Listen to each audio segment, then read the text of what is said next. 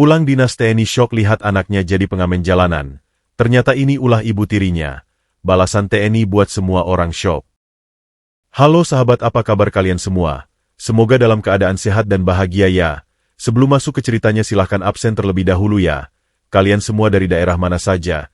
Jangan lupa juga untuk like dan subscribe video ini agar kalian semua tidak ketinggalan video-video menarik lainnya. Istri tiri kejam menyiksa anak jenderal dan memaksanya jadi pengamen jalanan. Dia pikir suaminya sudah mati di medan perang. Padahal sang jenderal sedang menyamar jadi gembel miskin tepat di depannya. Balasan dendam yang terjadi di alun-alun kota ini benar-benar bikin merinding sedengkul. Tonton sampai habis rahasianya di channel kesayangan kalian ini.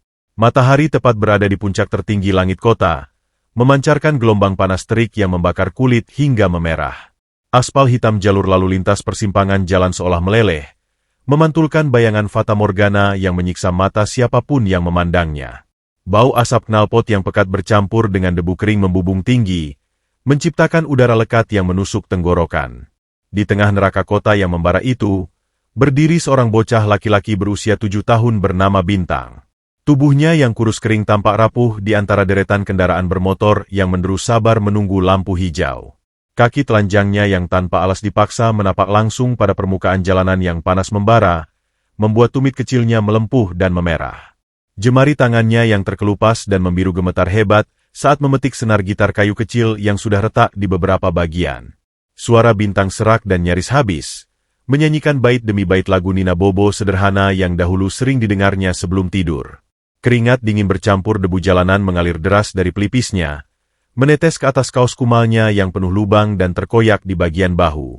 Pikirannya mulai berkabut akibat dehidrasi parah, sementara perutnya yang kosong sejak semalam melilit hebat, menyuarakan rasa lapar yang menggerogoti ketahanannya.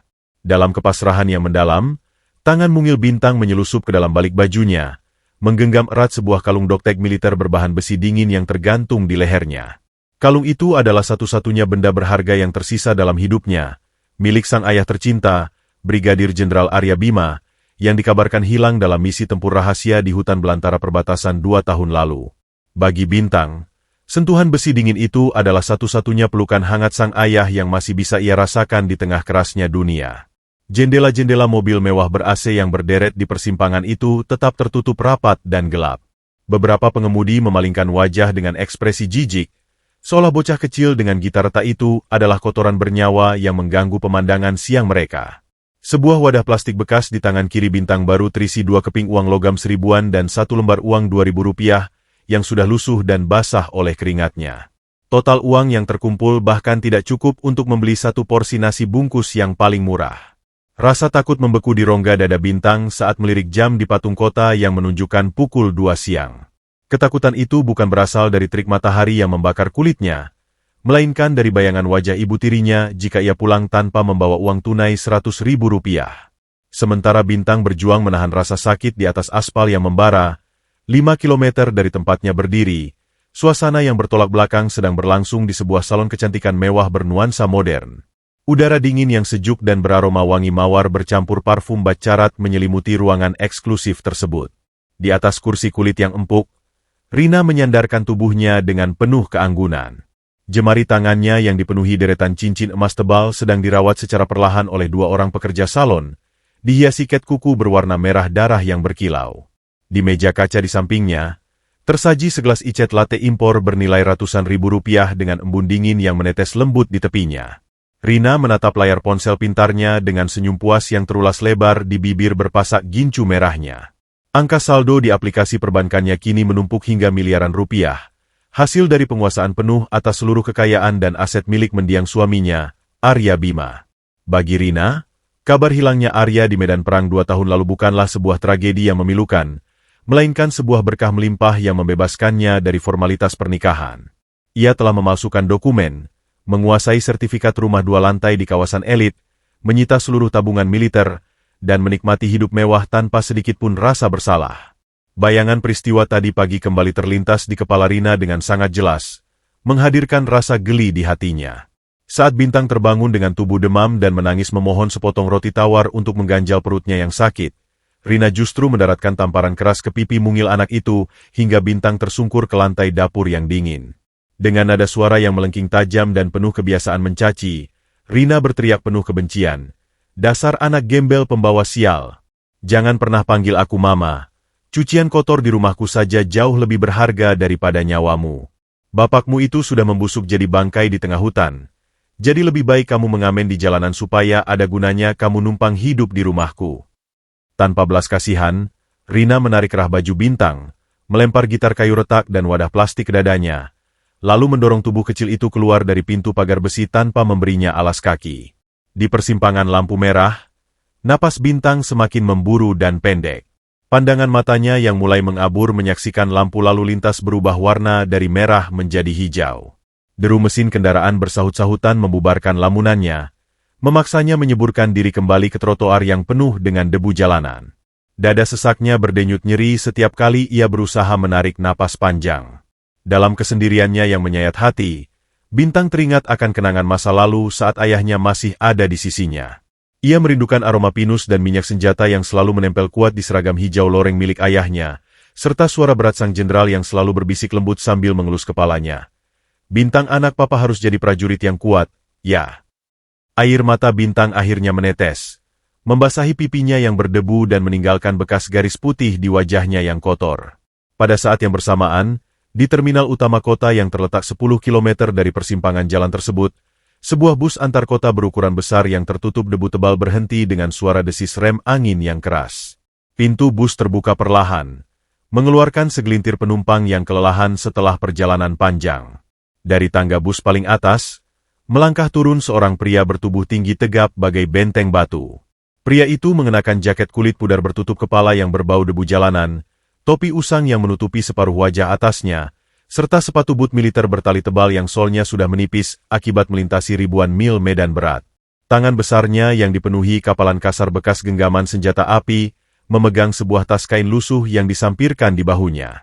Dari balik bayangan topi usangnya, sepasang mata elang yang tajam dan dingin menyapu seluruh sudut terminal dengan kewaspadaan penuh. Rahangnya yang tegas mengeras menahan gelombang emosi yang telah tertahan selama 2 tahun dalam kesendirian dan perjuangan bertahan hidup di belantara perbatasan. Detak jantungnya berdegup tenang namun sangat pasti, menyembunyikan identitas aslinya sebagai seorang brigadir jenderal pasukan khusus yang paling disegani. Arya Bima telah kembali ke kota kelahirannya, melangkah dengan tujuan tunggal untuk memeluk kembali putra kecil yang sangat dirindukannya, sama sekali belum menyadari bahwa darah dagingnya sedang diinjak-injak di atas panasnya aspal jalanan. Langkah kaki bersepatu but militer yang solnya telah menipis itu menapak mantap di atas beton kasar pelataran terminal bus kota. Brigadir Jenderal Arya Bima menarik napas panjang, membiarkan udara kering dan berdebu memenuhi paru-parunya. Pemandangan hiruk-pikuk kota kelahirannya terbentang luas di hadapannya, membentang bagai sebuah kanvas sinematik berdimensi layar lebar yang menampilkan hiruk-pikuk manusia tanpa henti, sebuah harmoni visual yang ironisnya terasa asing setelah 2 tahun ia terkurung dalam sunyinya belantara. Tidak ada lagi kanopi daun raksasa atau suara tembakan yang menyalak di tengah malam. Yang ada hanyalah deru mesin dan klakson kendaraan yang memekakkan telinga. Arya merapatkan kerah jaket kulitnya yang pudar dan robek di beberapa bagian, menyembunyikan otot-otot lengannya yang sekeras baja. Aroma tubuhnya adalah perpaduan antara keringat asam, asap knalpot, dan debu jalanan yang menempel tebal, menyempurnakan penyamarannya sebagai seorang musafir miskin yang luntang-lantung tanpa arah. Di balik bayangan topi baseball usang yang ujungnya telah berjumbai, sepasang mata elang Arya memancarkan kerinduan yang sangat mendalam. Jemarinya yang besar dan dipenuhi kapalan kasar merogoh saku jaketnya, mengusap selembar foto usang yang ujungnya telah melengkung dan memudar warnanya. Foto itu menampilkan wajah seorang bocah laki-laki berusia 5 tahun, Bintang, putra tunggalnya, yang tengah tersenyum lebar menampilkan deretan gigi susu yang rapi. Senyum itu adalah satu-satunya jangkar kewarasan bagi sang jenderal selama ia disekap dalam kem tawanan musuh, disiksa dengan setruman dan pukulan rotan setiap malam. Ketika harapan nyaris padam di tengah gelapnya sel bawah tanah di perbatasan, bayangan Bintanglah yang memaksanya untuk terus bernapas, membunuh para penjaga, dan merangkak menembus rawa berdarah demi bisa kembali pulang. Keputusan Arya untuk pulang dalam keadaan menyamar bukanlah tanpa alasan. Ia sengaja tidak menghubungi markas besar militer, atau meminta penjemputan protokoler menggunakan helikopter dan iring-iringan mobil dinas. Ia ingin memberikan kejutan yang paling manis untuk istri dan anaknya. Ia ingin melihat ketulusan air mata bahagia Rina saat menyambut suaminya yang dianggap telah mati, serta dekapan erat bintang yang pasti akan langsung melompat ke dalam pelukannya. Ia membayangkan Rina, sang istri yang selama ini ia hujani dengan kemewahan, akan menangis haru melihat suaminya kembali utuh, tak peduli betapa kotor dan lusuhnya pakaian yang ia kenakan. Harapan naif itu menghangatkan dada Arya. Sama sekali tidak menyadari bahwa wanita yang ia percayai telah mengubah surga kecilnya menjadi neraka jahanam bagi darah dagingnya sendiri. Matahari semakin tergelincir ke arah barat, namun hawa panas masih terasa memanggang ubun-ubun. Rasa haus yang mendera tenggorokannya membuat Arya memutuskan untuk singgah di sebuah kedai roti dan minuman dingin yang berada di sudut jalan protokol, tak jauh dari halte bus. Kedai itu tampak mewah dengan dinding kaca transparan yang bersih mengkilap, memamerkan deretan kue-kue manis yang ditata cantik di bawah cahaya lampu temaram yang elegan. Arya melangkah mendekati pintu kaca tersebut, bermaksud menukarkan beberapa lembar uang lecek sisa perjalanannya dengan sebotol air mineral dingin. Namun, belum sempat lapak tangannya yang kotor dan kasar menyentuh gagang pintu aluminium itu, seorang petugas keamanan berseragam rapi dengan perut buncit tiba-tiba melangkah maju, menghalangi jalannya dengan raut wajah yang dipenuhi rasa jijik yang tak ditutupi. Petugas keamanan itu menatap Arya dari ujung kepala hingga ujung kaki, mengerutkan hidungnya seolah sedang mencium aroma bangkai tikus yang membusuk di sudut selokan. Dengan gerakan tangan yang kasar dan arogan, ia mendorong dada Arya menggunakan ujung tongkat pemukulnya, memaksanya mundur 2 langkah menjauh dari area ber-AC kedai tersebut. Dengan nada suara yang merendahkan dan dilontarkan cukup keras hingga beberapa pelanggan di dalam kedai menoleh, petugas itu menghardiknya tanpa ampun, menyuruhnya pergi jauh-jauh dari tempat itu karena gembel kotor dan bau sepertinya dilarang keras mengotori lantai marmer yang baru saja dipel. Seraya menambahkan bahwa kehadiran orang sepertinya hanya akan membuat pelanggan mual dan merusak nafsu makan mereka. Tawa sinis dan tatapan merendahkan dari beberapa pengunjung di balik kaca menambah kejamnya penghinaan siang itu. Alih-alih tersinggung atau meledak dalam amarah, Arya hanya berdiri mematung layaknya sebuah gunung batu yang tak tergoyahkan oleh tiupan angin kencang. Wajahnya yang ditutupi debu dan brewok tebal tidak menunjukkan perubahan ekspresi sedikit pun. Sikapnya yang sangat tenang, atau stoik, adalah hasil dari latihan mental puluhan tahun di medan tempur. Ia tidak akan membuang energi untuk meladeni cemoohan manusia berhati kerdil. Arya menarik napas panjang, menelan ludah yang terasa kering di tenggorokannya. Lalu tersenyum tipis. Sebuah senyuman dingin yang entah mengapa membuat bulu kuduk petugas keamanan itu tiba-tiba meremang tanpa alasan yang jelas. Jantung sang jenderal berdetak dalam ritme yang sangat lambat dan teratur. Ia menganggukkan kepalanya perlahan dengan sopan, membalikkan badan, dan kembali berjalan menelusuri aspal yang membara. Setiap langkah yang diambilnya membawa Arya semakin dekat dengan kompleks perumahan elit tempat istananya berada. Bayangan tentang Rina yang akan membukakan pintu, aroma masakan rumahan kesukaannya, dan tawarnya bintang yang berlarian membawa mainan pesawat tempur terus berputar di kepalanya. Ia rela menahan dahaga, rela dihinakan oleh orang-orang di jalanan, demi menjaga kejutan besar ini tetap utuh hingga detik terakhir. Ia membayangkan bagaimana wajah-wajah yang merendahkannya hari ini akan berubah pucat pasi jika mereka tahu bahwa pria berjaket lusuh yang mereka usir barusan adalah seorang komandan pasukan khusus yang sanggup meratakan seluruh gedung di area ini hanya dengan satu perintah lewat radio komunikasi. Namun, di balik langit sore yang mulai memerah, firasat aneh mendadak menyusup ke dalam rongga dada Arya. Seiring langkahnya yang semakin mendekati kawasan rumahnya, udara di sekitarnya terasa semakin dingin dan menyesakan, seolah memperingatkan sang jenderal bahwa apa yang menunggunya di ujung jalan bukanlah sambutan hangat penuh cinta, melainkan sebuah pengkhianatan keji yang akan membangunkan iblis pembunuh di dalam dirinya. Tangan kanannya tanpa sadar mengepal erat hingga buku-buku jarinya memutih, bersiap menghadapi realitas paling menyakitkan yang belum pernah ia temui di medan perang manapun. Langit jingga kemerahan mulai menyelimuti kota, membingkai pemandangan rumah mewah berlantai 2 dengan pilar-pilar bergaya Eropa klasik yang menjulang angkuh layaknya istana kerajaan. Pintu gerbang besi tempa yang menjulang tinggi bercat emas itu terbuka perlahan, memperlihatkan siluet kecil bintang yang melangkah gontai menyeret kaki telanjangnya yang penuh luka melepuh. Bayangan tubuh kurusnya terpantul di lantai marmer teras rumah yang mengkilap bagai cermin tanpa noda, menciptakan sebuah komposisi gambar dan kontras visual yang menyayat hati. Seorang pengemis cilik berkeliaran bebas di dalam sangkar emas bernilai puluhan miliar rupiah. Tangannya yang bergetar memeluk erat gitar kayunya yang retak di depan dada, seolah alat musik rusak itu adalah perisai pelindungnya. Sementara tangan kirinya mencengkeram erat wadah plastik berisi kepingan uang logam yang suaranya gemerincing pelan. Jumlahnya bahkan tidak mencapai 10.000 rupiah. Setiap langkah yang diambilnya terasa seperti berjalan tertatih menuju tiang gantungan eksekusi. Jantungnya berdegup liar menghantam tulang rusuk bak genderang perang, sementara keringat dingin sebesar biji jagung terus merembes dari pelipisnya yang tertutup debu polusi. Begitu kaki kotornya melewati ambang pintu ganda dari kayu jati berukir dan menginjak karpet sutra impor tebal di ruang tengah, aroma semerbak daging sapi wagyu panggang mentega dan saus jamur trufle langsung menyergap penciumannya dengan kejam. Wangi kemewahan itu membuat perut Bintang yang kosong melilit hebat, hingga terasa nyeri menembus ulu hati. Di ujung ruangan yang seolah dibingkai oleh cahaya lampu kristal gantung yang menyilaukan mata dan berlapis wallpaper keemasan itu, Rina duduk menyilangkan kaki dengan santai di atas sofa bludru merah marun. Wanita itu baru saja selesai menikmati layanan perawatan spa panggilan eksklusif, masih mengenakan jubah mandi berbahan sutra licin yang mengekspos leher jenjangnya yang dihiasi kalung berlian imitasi berkilauan. Di hadapannya, di atas meja kaca berukir, terhidang piring porselen putih mahal berisi sisa potongan daging premium merah muda dan sayur asparagus panggang. Suara denting garpu dan pisau perak yang dimainkan Rina terdengar bagai lonceng pencabut nyawa di telinga Bintang. Bocah itu berdiri terpaku di ambang ruang makan, menundukkan kepala dalam-dalam hingga dagunya menyentuh dada rata-ratanya, tak berani menatap sorot mata ibu tirinya yang selalu menatapnya setajam silet beracun.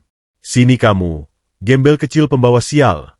Lengkingan suara Rina memecah keheningan ruangan ber-AC yang sejuk itu, menggelegar kejam menghantam gendang telinga Bintang.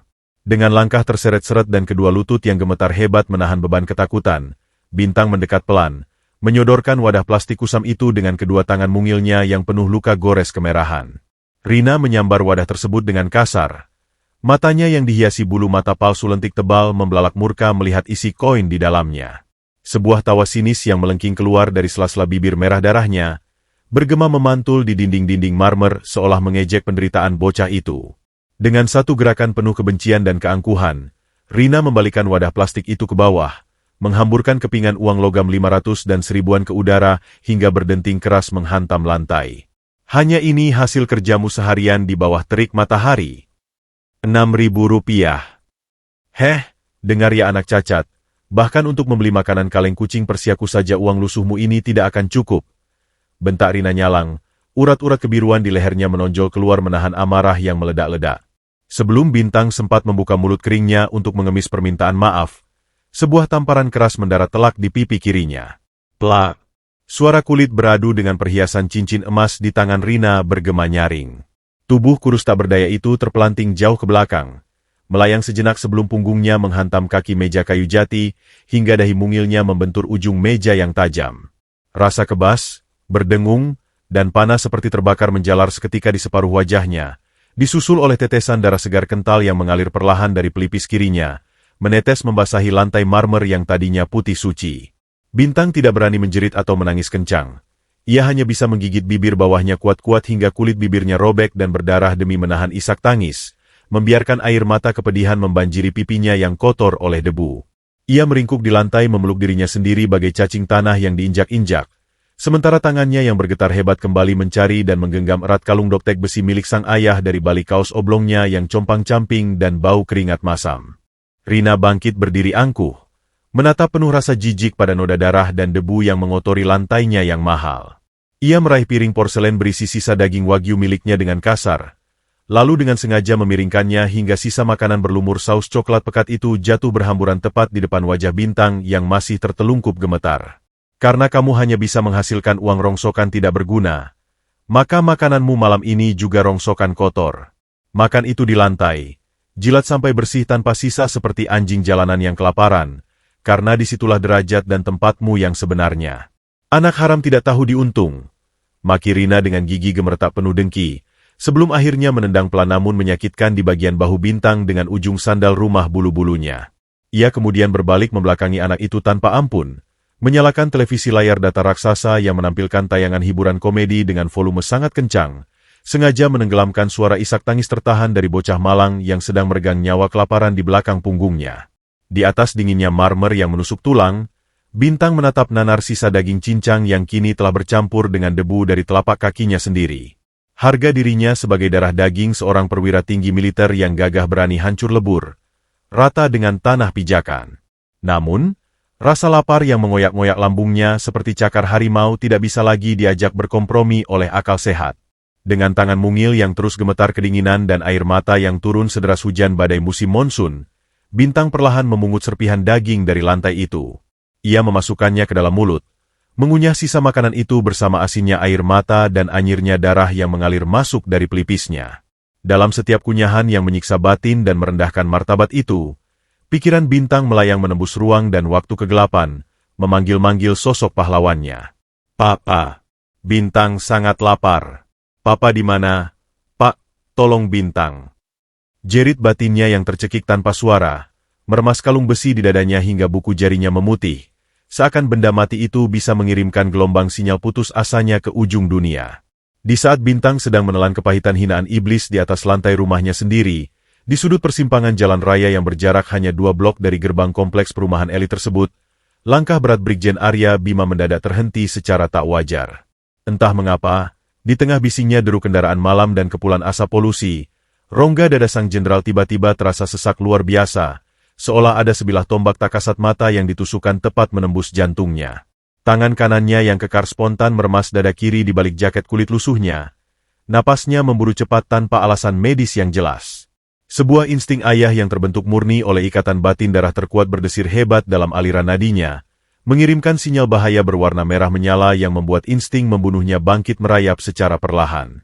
Sorot mata elang Arya di balik topi usangnya yang semula tenang dan sabar, kini berubah gelap gulita dan setajam pisau belati, menatap lurus menembus kegelapan malam ke arah gerbang kompleks perumahannya.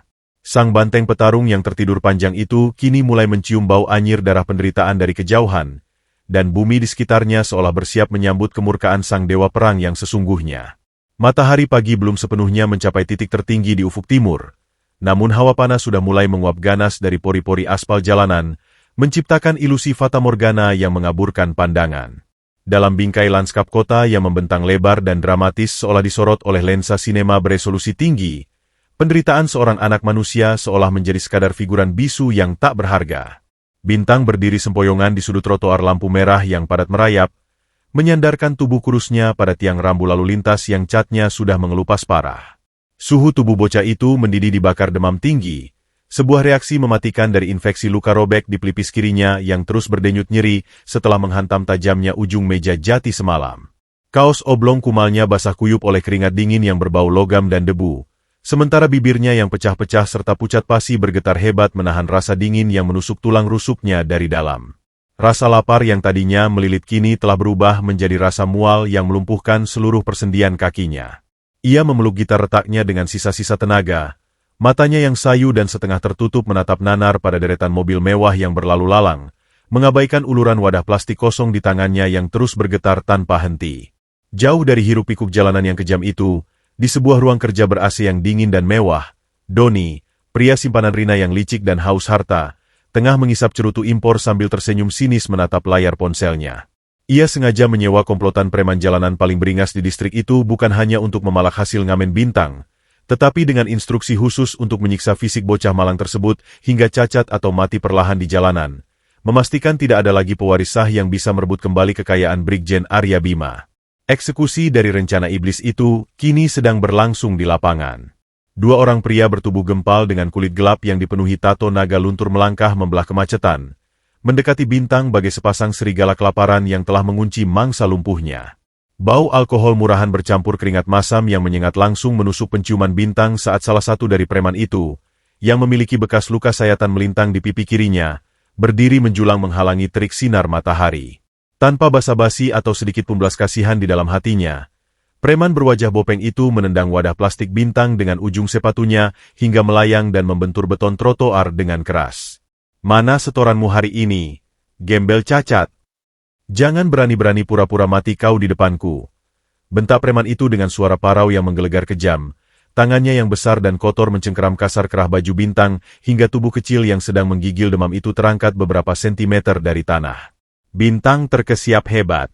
Napasnya seketika tercekat di tenggorokan saat cengkeraman kain itu mencekik lehernya hingga aliran udaranya putus. Ia mencoba meronta dengan tenaga yang tersisa, namun jari-jarinya yang mungil hanya mampu menggapai-gapai udara kosong tanpa daya. "Ampun, Om." "Bintang." "Bintang belum dapat uang." "Bintang sakit." "Om?" Rintih Bintang dengan suara serak yang nyaris tak terdengar, air mata panas kembali mengalir deras dari sudut matanya, membasahi luka terbuka di pelipisnya hingga menimbulkan rasa perih yang menyengat saraf. Tawa merendahkan justru meledak dari mulut kedua preman itu. Dengan kasar, pria itu menghempaskan tubuh Bintang kembali ke atas aspal yang membara. Bintang tersungkur keras. Lutut kurusnya membentur batu jalanan hingga kulitnya terkelupas berdarah. Belum sempat ia menarik napas untuk menangis, preman itu melangkah mundur, menarik kaki kanannya yang mengenakan sepatu bot tebal berlapis besi, bersiap mendaratkan tendangan fatal tepat ke arah tulang rusuk bocah yang tak berdaya itu. Waktu seolah melambat dan membeku saat ujung sepatu bot besi itu melesat membelah udara dengan kekuatan penuh.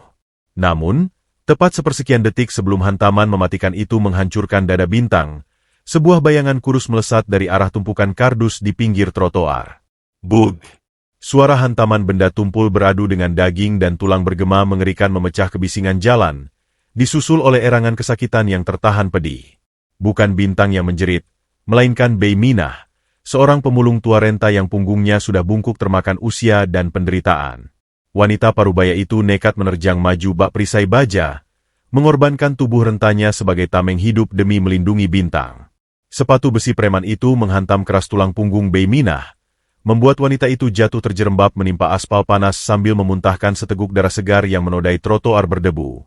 Kulit keriputnya yang terbakar matahari bergetar hebat menahan rasa sakit yang menembus hingga ke sumsum tulang, namun kedua lengannya yang kurus dan dipenuhi bekas luka goresan sampah justru memeluk erat kepala Bintang, menyembunyikan wajah mungil bocah itu di dada ratanya yang berbau kardus basah dan keringat kerja keras.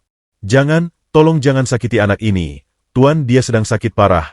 Biar nyawa tua saya saja yang kalian ambil hari ini, tapi tolong biarkan malaikat kecil ini hidup." Isak Bei Minah dengan suara bergetar dan napas terputus-putus menahan ngilu, menatap kedua preman itu dengan sorot mata penuh genangan air mata permohonan yang menyayat relung hati terdalam. Darah segar masih menetes perlahan dari sudut bibirnya yang keriput. Melihat kenekatan pemulung tua yang tak kenal takut mati itu, serta beberapa pengendara motor yang mulai menghentikan laju kendaraannya untuk menonton keributan, kedua preman suruhan Doni itu mendecih kesal dan membuang muka. "Dasar rongsokan tua tidak tahu diri. Awas kalian berdua, besok kalau tidak ada uang setoran, kupatahkan leher kalian berdua di sini." Ancam preman itu sambil meludah jijik tepat di samping wajah Bei Minah yang terbaring, sebelum akhirnya berbalik pergi menembus kepulan asap kemacetan lalu lintas. Setelah ancaman iblis itu menjauh, Bei Minah sepenuhnya mengabaikan tulang punggungnya yang berdenyut seakan retak. Ia bersusah payah bangkit duduk menahan nyeri yang membutakan mata. Tangannya gemetar membuka sebuah payung hitam sobek yang rangka besinya sudah berkarat dan bengkok. Di bawah terik matahari aspal jalanan yang menyengat bagai neraka bocor, ia merelakan satu-satunya bayangan teduh dari payung sobek itu untuk melindungi tubuh Bintang yang masih menggigil parah. Dengan tangan keriput yang terus bergetar menahan sakit, Bei Minah merogoh saku baju lusuhnya yang dipenuhi tambalan benang kasar. Ia mengeluarkan setengah potong roti tawar yang teksturnya sudah mengeras kaku layaknya batu dan pinggirannya mulai berjamur. Satu-satunya hasil mulung berharga yang ia temukan di tong sampah pagi ini. Perut kerontangnya sendiri berbunyi nyaring meronta-ronta menyuarakan kelaparan yang pedih semenjak kemarin sore. Namun ketulusan mutlak telah menguasai setiap sel dalam tubuhnya. Perlahan dan penuh kehati-hatian, ia menyobek bagian tengah roti yang masih bersih, lalu menyuapkannya dengan sentuhan selembut sutra ke mulut Bintang yang terbuka lemah. "Makan, nak, isi perutmu sedikit saja supaya kuat. Jangan takut lagi ya, ada nenek di sini menjagamu." Bisik Bei Minah dengan nada bergetar penuh kasih. Ibu jarinya yang kasar dan dipenuhi kapalan tebal mengusap pelan butiran air mata serta kotoran debu di pipi Bintang. Di bawah langit kota yang kejam dan dipenuhi manusia-manusia serakah, kasih sayang tanpa pamrih dari seorang pemulung hina yang dianggap sampah masyarakat, justru memancarkan cahaya kemanusiaan paling terang dan mulia, merawat sisa-sisa napas sang pewaris jenderal yang nyaris direnggut maut di atas aspal jalanan yang tak kenal ampun. Langkah kaki Brigadir Jenderal Arya Bima yang berbalut sepatu but usang akhirnya terhenti tepat di seberang jalan raya, menghadap langsung ke arah gerbang besi tempa berlapis emas yang menjulang angkuh di ujung jalan boulevard. Matahari sore memancarkan sinar jingga keemasan yang menembus celah-celah dedaunan pohon palem, menciptakan bayangan siluet panjang yang membentang luas bak layar sinema dramatis berbingkai lebar, merekam epik kepulangan sang pahlawan perang yang tak dirayakan. Dadanya yang bidang dan keras bagai batu karang bergemuruh oleh antisipasi luar biasa, jantung yang selama 2 tahun berdetak sangat tenang tanpa gejolak di tengah desingan peluru musuh, kini berdebar kencang menantikan senyum hangat Rina dan pelukan erat Bintang. Ia bahkan telah berlatih ribuan kali di dalam sel tawanannya, membayangkan kalimat pertama yang akan ia ucapkan kepada putranya. Namun, senyum tipis yang mulai terbentuk di sudut bibirnya yang tertutup brewok tebal seketika membeku menjadi es. Pemandangan di balik pagar besi itu sama sekali tidak mencerminkan rumah yang dipenuhi kehangatan keluarga. Di pilar marmer utama yang biasa Bintang gunakan untuk bersandar menunggu kepulangannya, kini terpasang sebuah spanduk merah menyala berukuran raksasa bertuliskan, "Dijual cepat." Di halaman depan yang luas, terparkir sebuah mobil sport keluaran terbaru berwarna merah mencolok yang memantulkan kesombongan, menggantikan posisi mobil keluarga sederhana yang dulu sering ia gunakan. Udara sore di sekitar Arya mendadak terasa sangat hampa.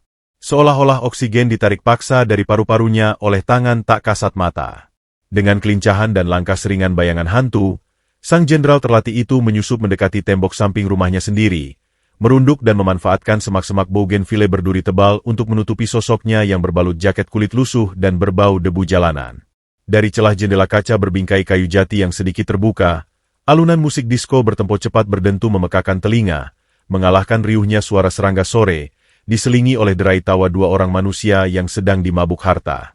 Pandangan mata elang Arya membelalak tajam menembus celah itu. Di ruang tamu berlapis karpet sutra Persia miliknya yang dibeli dari hasil keringat darahnya di perbatasan, Rina tampak duduk menyilangkan kaki dengan santai, bersandar mesra di pelukan seorang pria asing berjas klimis yang memancarkan aroma parfum murahan, Doni. Istrinya itu mengenakan gaun sutra yang begitu mewah, menenggak segelas sampanye impor sambil jemarinya yang dihiasi ket kuku merah darah menghitung tumpukan sertifikat tanah milik keluarga Arya. Tangan kekar Arya yang menempel di tembok batu perlahan mengepal hebat hingga buku-buku jarinya memutih pasi. Urat-urat nadi kebiruan di lengannya menonjol kaku bak kawat baja, menahan gelombang amarah purba yang siap meledak. Pengkhianatan visual ini terasa ribuan kali lebih menyakitkan dan merobek dada daripada siksaan cambuk rotan berkarat di kamp tawanan musuh. Namun, bukan perselingkuhan murahan di atas karpet rumahnya itu yang membuat aliran darah sang dewa perang mendidih hingga ke titik nadir kemurkaan. Melainkan rentetan kalimat selanjutnya yang meluncur lancar dari bibir bergincu merah Rina. Wanita itu tertawa melengking memamerkan keangkuhannya, sebuah tawa iblis yang menggema memantul di dinding-dinding marmer, mengatakan dengan nada manja pada pria simpanannya bahwa mereka akhirnya bisa segera pindah ke luar negeri setelah rumah sialan ini laku terjual. Rina kemudian menambahkan dengan suara bernada jijik yang kental, bahwa hal yang paling membuatnya lega adalah ia tidak perlu lagi melihat wajah anak cacat pembawa sial itu setiap pagi, karena ia telah memastikan Bintang akan mati membusuk di jalanan aspal sebagai pengamen gembel yang kelaparan, diinjak-injak orang setiap hari, menyusul bapaknya yang sudah hancur jadi pupuk di hutan. Mendengar nama Bintang disebut sebagai pengamen jalanan yang sedang meregang nyawa, dunia rasional Arya seakan runtuh dan meledak berkeping-keping. Udara panas di sekelilingnya seketika berubah menjadi sedingin balok es di kutub utara. Tidak ada teriakan histeris atau amukan membabi buta dari bibirnya. Insting pembunuh pasukannya yang selama ini tertidur lelap kini bangkit sepenuhnya, menguasai kesadarannya. Pupil matanya mengecil setajam silet, rahangnya mengeras hingga giginya bergemertak pelan bagai mesin gergaji yang baru dinyalakan. Detak jantungnya yang tadi berdebar panik kembali melambat ekstrim ke ritme mematikan seorang sniper yang telah mengunci kepala target di balik lensa bidiknya. Tanpa sudi menoleh barang sedetik pun pada rumah megah yang kini hanya berisi sepasang lintah menjijikan itu, Arya membalikkan badan besarnya, melangkah membelah bayangan senja yang mulai merayapi bangunan-bangunan kota. Tidak ada satupun detik waktu yang boleh terbuang untuk menghukum para pengkhianat itu sekarang. Prioritas mutlak di atas segalanya adalah menemukan kepingan jiwanya, darah dagingnya yang sedang bertarung nyawa sendirian di luar sana. Jaket kulit lusuhnya berkibar ringan tertiup angin malam yang mulai berhembus kencang, membawa aroma polusi knalpot dan debu kering jalanan.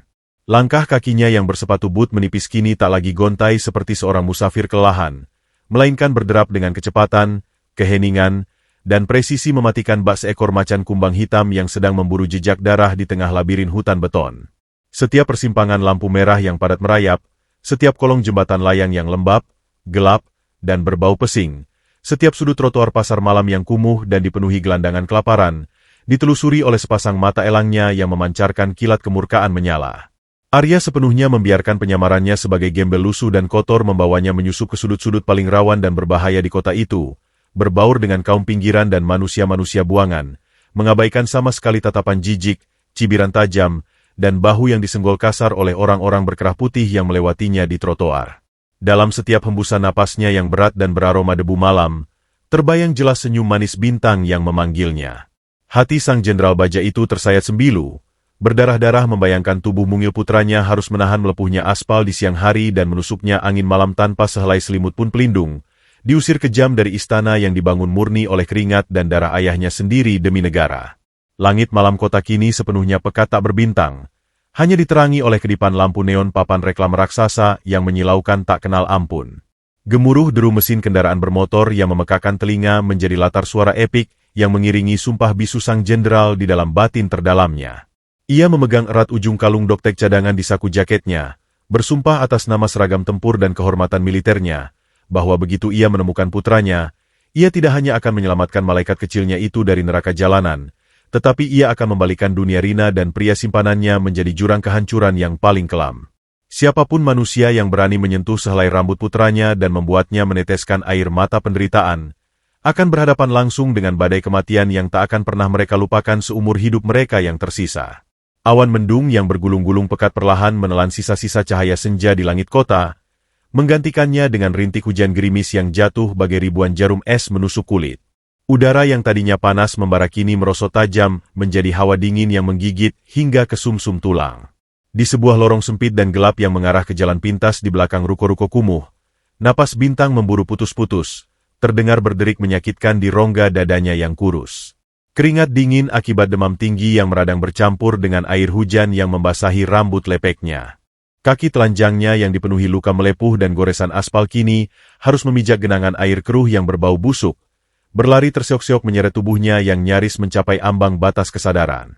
Sesekali ia menoleh ke belakang dengan pupil mata yang membesar memancarkan teror murni, mendengar derap langkah sepatu bot yang berat dan tawa parau mengerikan dari dua preman suruhan Doni yang kembali memburunya setelah pertikaian siang tadi, berniat menagih uang setoran yang tak pernah ada. Setiap langkah yang diambil Bintang terasa seberat memikul batu karang raksasa. Gitar kayunya yang retak berayun-ayun membentur pinggulnya, sementara tangan kanannya terus memegangi kalung doktek besi di balik kaos basahnya, menggenggamnya sekuat tenaga seolah benda mati itu adalah detak jantung ayahnya yang menuntunnya menembus kegelapan. Namun, takdir rupanya belum bosan menguji ketahanan bocah malang itu. Saat Bintang mencoba melompati tumpukan sampah basah di dekat sebuah selokan besar yang mengalirkan air limbah hitam pekat, ujung jari kakinya tersandung sepotong kawat berkarat. Tubuh kecil yang kehilangan keseimbangan itu terpelanting keras ke depan. Bintang jatuh tersungkur. Dagunya menghantam pinggiran beton selokan hingga kulitnya robek seketika. Rasa sakit yang membutakan mata meledak di kepalanya. Namun yang paling mengerikan adalah sensasi sentakan kasar di lehernya.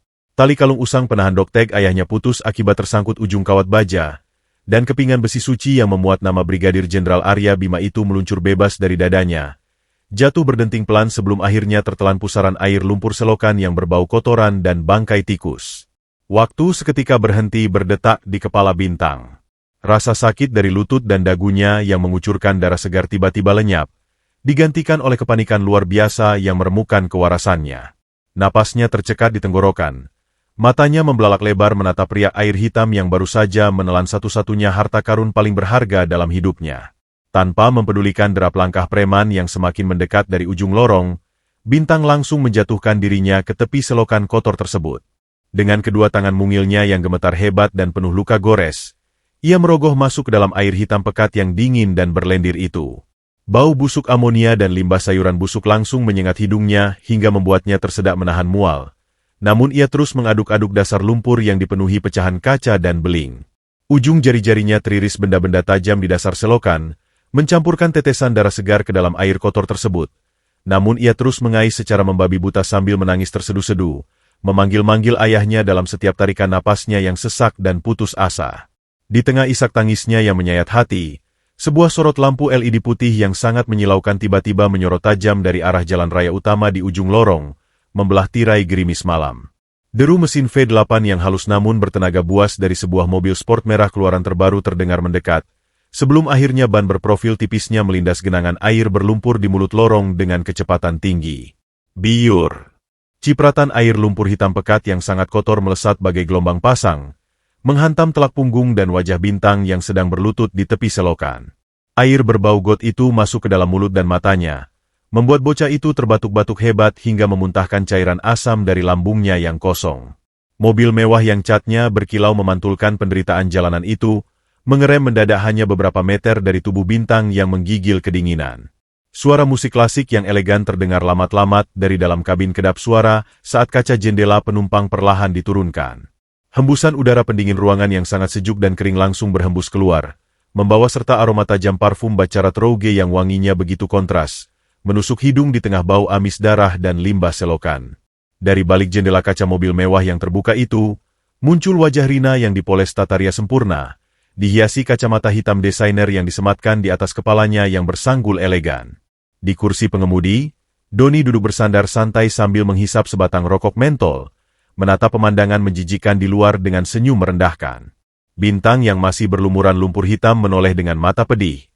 Tubuhnya membeku melihat ibu tirinya. Alih-alih merasa iba melihat putra tirinya berdarah-darah mengais selokan bak anjing jalanan yang kelaparan, Rina justru tertawa melengking, sebuah tawa kejam yang bergema memantul di dinding-dinding lorong kumuh. Rina mencondongkan wajah cantiknya yang berhati iblis itu ke arah jendela, menatap Bintang dengan raut wajah penuh kejijikan yang tidak ditutup-tutupi, dan berkata dengan nada suara yang mematikan, "Ya ampun, lihat siapa yang sedang berenang di tempat sampah.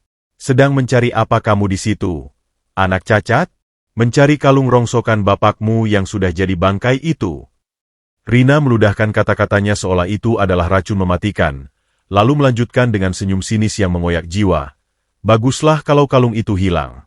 Tempat barang-barang milik bapakmu dan darah dagingnya memang pantasnya berada di selokan kotor, membusuk bersama kotoran dan lalat. Ingat, kalau malam ini kamu tidak bawa 100.000, jangan harap kamu bisa tidur berteduh. Silakan mati kedinginan di situ bersama kalung rongsokanmu."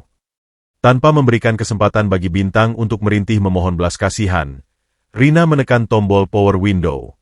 Kaca jendela mobil kembali tertutup rapat, memutus alunan musik klasik dan wangi parfum mewah yang sempat singgah sekejap. Doni menginjak pedal gas dalam-dalam, membuat ban belakang mobil sport itu berdecit memutar, kembali menyipratkan sisa-sisa lumpur ke wajah Bintang sebelum akhirnya melesat pergi menembus gemerlap lampu malam kota, meninggalkan asap knalpot mahal yang mengepul di udara. Bintang tertinggal sendirian dalam kegelapan lorong, tergugu di atas lututnya yang berdarah. Suara tawa iblis ibu tirinya masih terngiang-ngiang menghancurkan sisa-sisa harga dirinya. Dengan tenaga yang tersisa dari ujung jari-jarinya yang membiru dan perih akibat sayatan beling, Bintang kembali menunduk, mencelupkan wajah dan tangannya ke dalam air selokan hitam yang dingin. Ia menangis meraung-raung dalam kesunyian hujan gerimis, memanggil nama sang jenderal. Memohon agar ayahnya datang menyelamatkannya dari neraka dunia yang perlahan-lahan mulai mencabut nyawanya di dasar lumpur yang paling hina. Matahari di atas alun-alun kota memancarkan sinar putih yang membutakan, memanggang paving blok segi 6 hingga mengeluarkan uap panas yang menyesakkan dada. Di tengah riuhnya ribuan langkah kaki manusia yang berburu kepentingannya masing-masing, Bintang menyeret tubuh mungilnya yang kini lebih menyerupai seonggok raga tanpa jiwa. Kehilangan kalung doktek sang ayah di dasar selokan yang hitam pekat semalam telah mencabut akar kewarasannya yang terakhir. Matanya yang biasa memancarkan binar kepolosan kini kosong melompong, dibingkai oleh lingkaran hitam legam layaknya kanvas kematian. Luka robek di dagu dan pelipisnya belum mengering, hanya ditutupi oleh kerak darah dan debu aspal, berdenyut selaras dengan detak jantungnya yang melemah akibat kelaparan yang telah menggerogoti lambungnya selama 2 hari penuh. Kaki telanjangnya yang melepuh tak lagi merasakan panasnya jalanan, karena rasa kebas dari demam tinggi telah melumpuhkan seluruh sistem sarafnya. Di pelukannya, sisa-sisa gitar kayu yang ujungnya semakin retak, menjadi satu-satunya pelampung yang ia dekap erat agar tidak tenggelam dalam lautan manusia yang sama sekali tidak mempedulikan eksistensinya. Dari arah pelataran parkir VIP yang teduh di pinggir alun-alun, sesosok bayangan kelam berwujud manusia melangkah penuh keangkuhan membelah keramaian. Doni, dengan setelan jas abu-abu perak yang dijahit khusus dari desainer ternama, memancarkan aroma parfum mask yang tajam dan memuakan, menandakan status sosial palsu yang ia rampas dari darah dan keringat Brigjen Arya Bima. Di pergelangan tangannya bertengger sebuah jam tangan chronograph berlapis emas yang memantulkan silau matahari siang, sementara sepatu pantofel kulit sapi dari Italia miliknya berderap mantap tanpa cacat menapaki jalanan alun-alun. Pandangan Doni yang selalu meremehkan kaum bawah secara tidak sengaja menangkap siluet kecil Bintang yang sedang bersandar lemah di dekat air mancur pusat kota. Sebuah seringai iblis, setajam mata pisau bedah yang siap mengoyak daging, terukir di bibir Doni. Ia menyadari bahwa menyiksa fisik bocah ini melalui preman saja tidak cukup memuaskan dahaga kekejamannya. Ia ingin menghancurkan martabat dan sisa-sisa harga diri anak jenderal itu hingga rata dengan tanah, disaksikan oleh ratusan pasang mata yang akan menghakiminya tanpa ampun. Dengan langkah yang diperhitungkan sangat matang bak seekor predator yang mendekati rusa lumpuh, Doni menyibak kerumunan pejalan kaki. Tepat saat Bintang mencoba melangkah maju dengan kaki gemetar untuk menawarkan nyanyian seraknya pada seorang ibu yang lewat, Doni dengan sengaja menabrakkan bahu lebarnya yang berbalut jas mahal ke arah punggung kurus tersebut. Hantaman keras itu membuat Bintang terpelanting hebat bak boneka kain usang, tersungkur menghantam kerasnya paving block hingga gitar taknya terlempar berputar beberapa meter darinya. Belum sempat bocah malang itu menarik napas untuk menyadari apa yang baru saja terjadi. Sebuah teriakan bariton yang menggelegar penuh kepalsuan memecah hiruk-pikuk alun-alun, menghentikan langkah ratusan manusia di sekeliling mereka seketika. Dengan nada panik yang sangat teatrikal dan dibuat-buat, Doni berteriak keras sambil menunjuk-nunjuk Bintang yang masih tersungkur, menuduh bahwa pengamen gembel kecil itu baru saja merogoh saku jasnya dan mencopet dompet kulit buaya miliknya yang berisi uang puluhan juta rupiah. Meminta semua orang di alun-alun untuk waspada terhadap parasit jalanan yang tak tahu diri ini. Bagaikan segerombolan semut yang mencium bau amis, ratusan pasang mata yang tadinya sibuk dengan urusan masing-masing kini menoleh serentak, menatap Bintang dengan sorot menghakimi yang menelanjangi sisa harga dirinya. Kerumunan massa mulai merangsek maju, membentuk sebuah lingkaran eksekusi yang rapat dan mencekik, memblokir semua akses oksigen dan jalan keluar bagi bocah 7 tahun yang sedang menggigil ketakutan itu. Suara dengungan kasakusuk penuh kebencian dan caci maki mulai terdengar sahut-menyahut bagai sarang lebah yang terusik. Bintang berusaha merangkak mundur. Telapak tangannya yang penuh luka gores bergesekan kasar dengan bebatuan berpasir. Air mata ketakutan yang panas mengalir deras membasahi pipinya yang kotor. Napasnya tersengal-sengal menahan teror saat ia merintih memohon dengan suara serak yang nyaris putus. Bersumpah berulang kali dengan suara bergetar hebat demi Tuhan dan nyawa mendiang ayahnya bahwa ia tidak mencuri apa-apa. Bahwa ia hanya tersandung dan tidak pernah menyentuh saku jas pria mewah tersebut. Namun, di pengadilan jalanan yang buta akan kebenaran, tangisan seorang pengemis cilik sama nilainya dengan dengungan lalat sampah pengganggu. Doni melangkah maju mendekati Bintang yang meringkuk ketakutan, membungkukkan badannya dengan gaya pahlawan kesiangan yang seolah sedang menegakkan hukum di jalanan.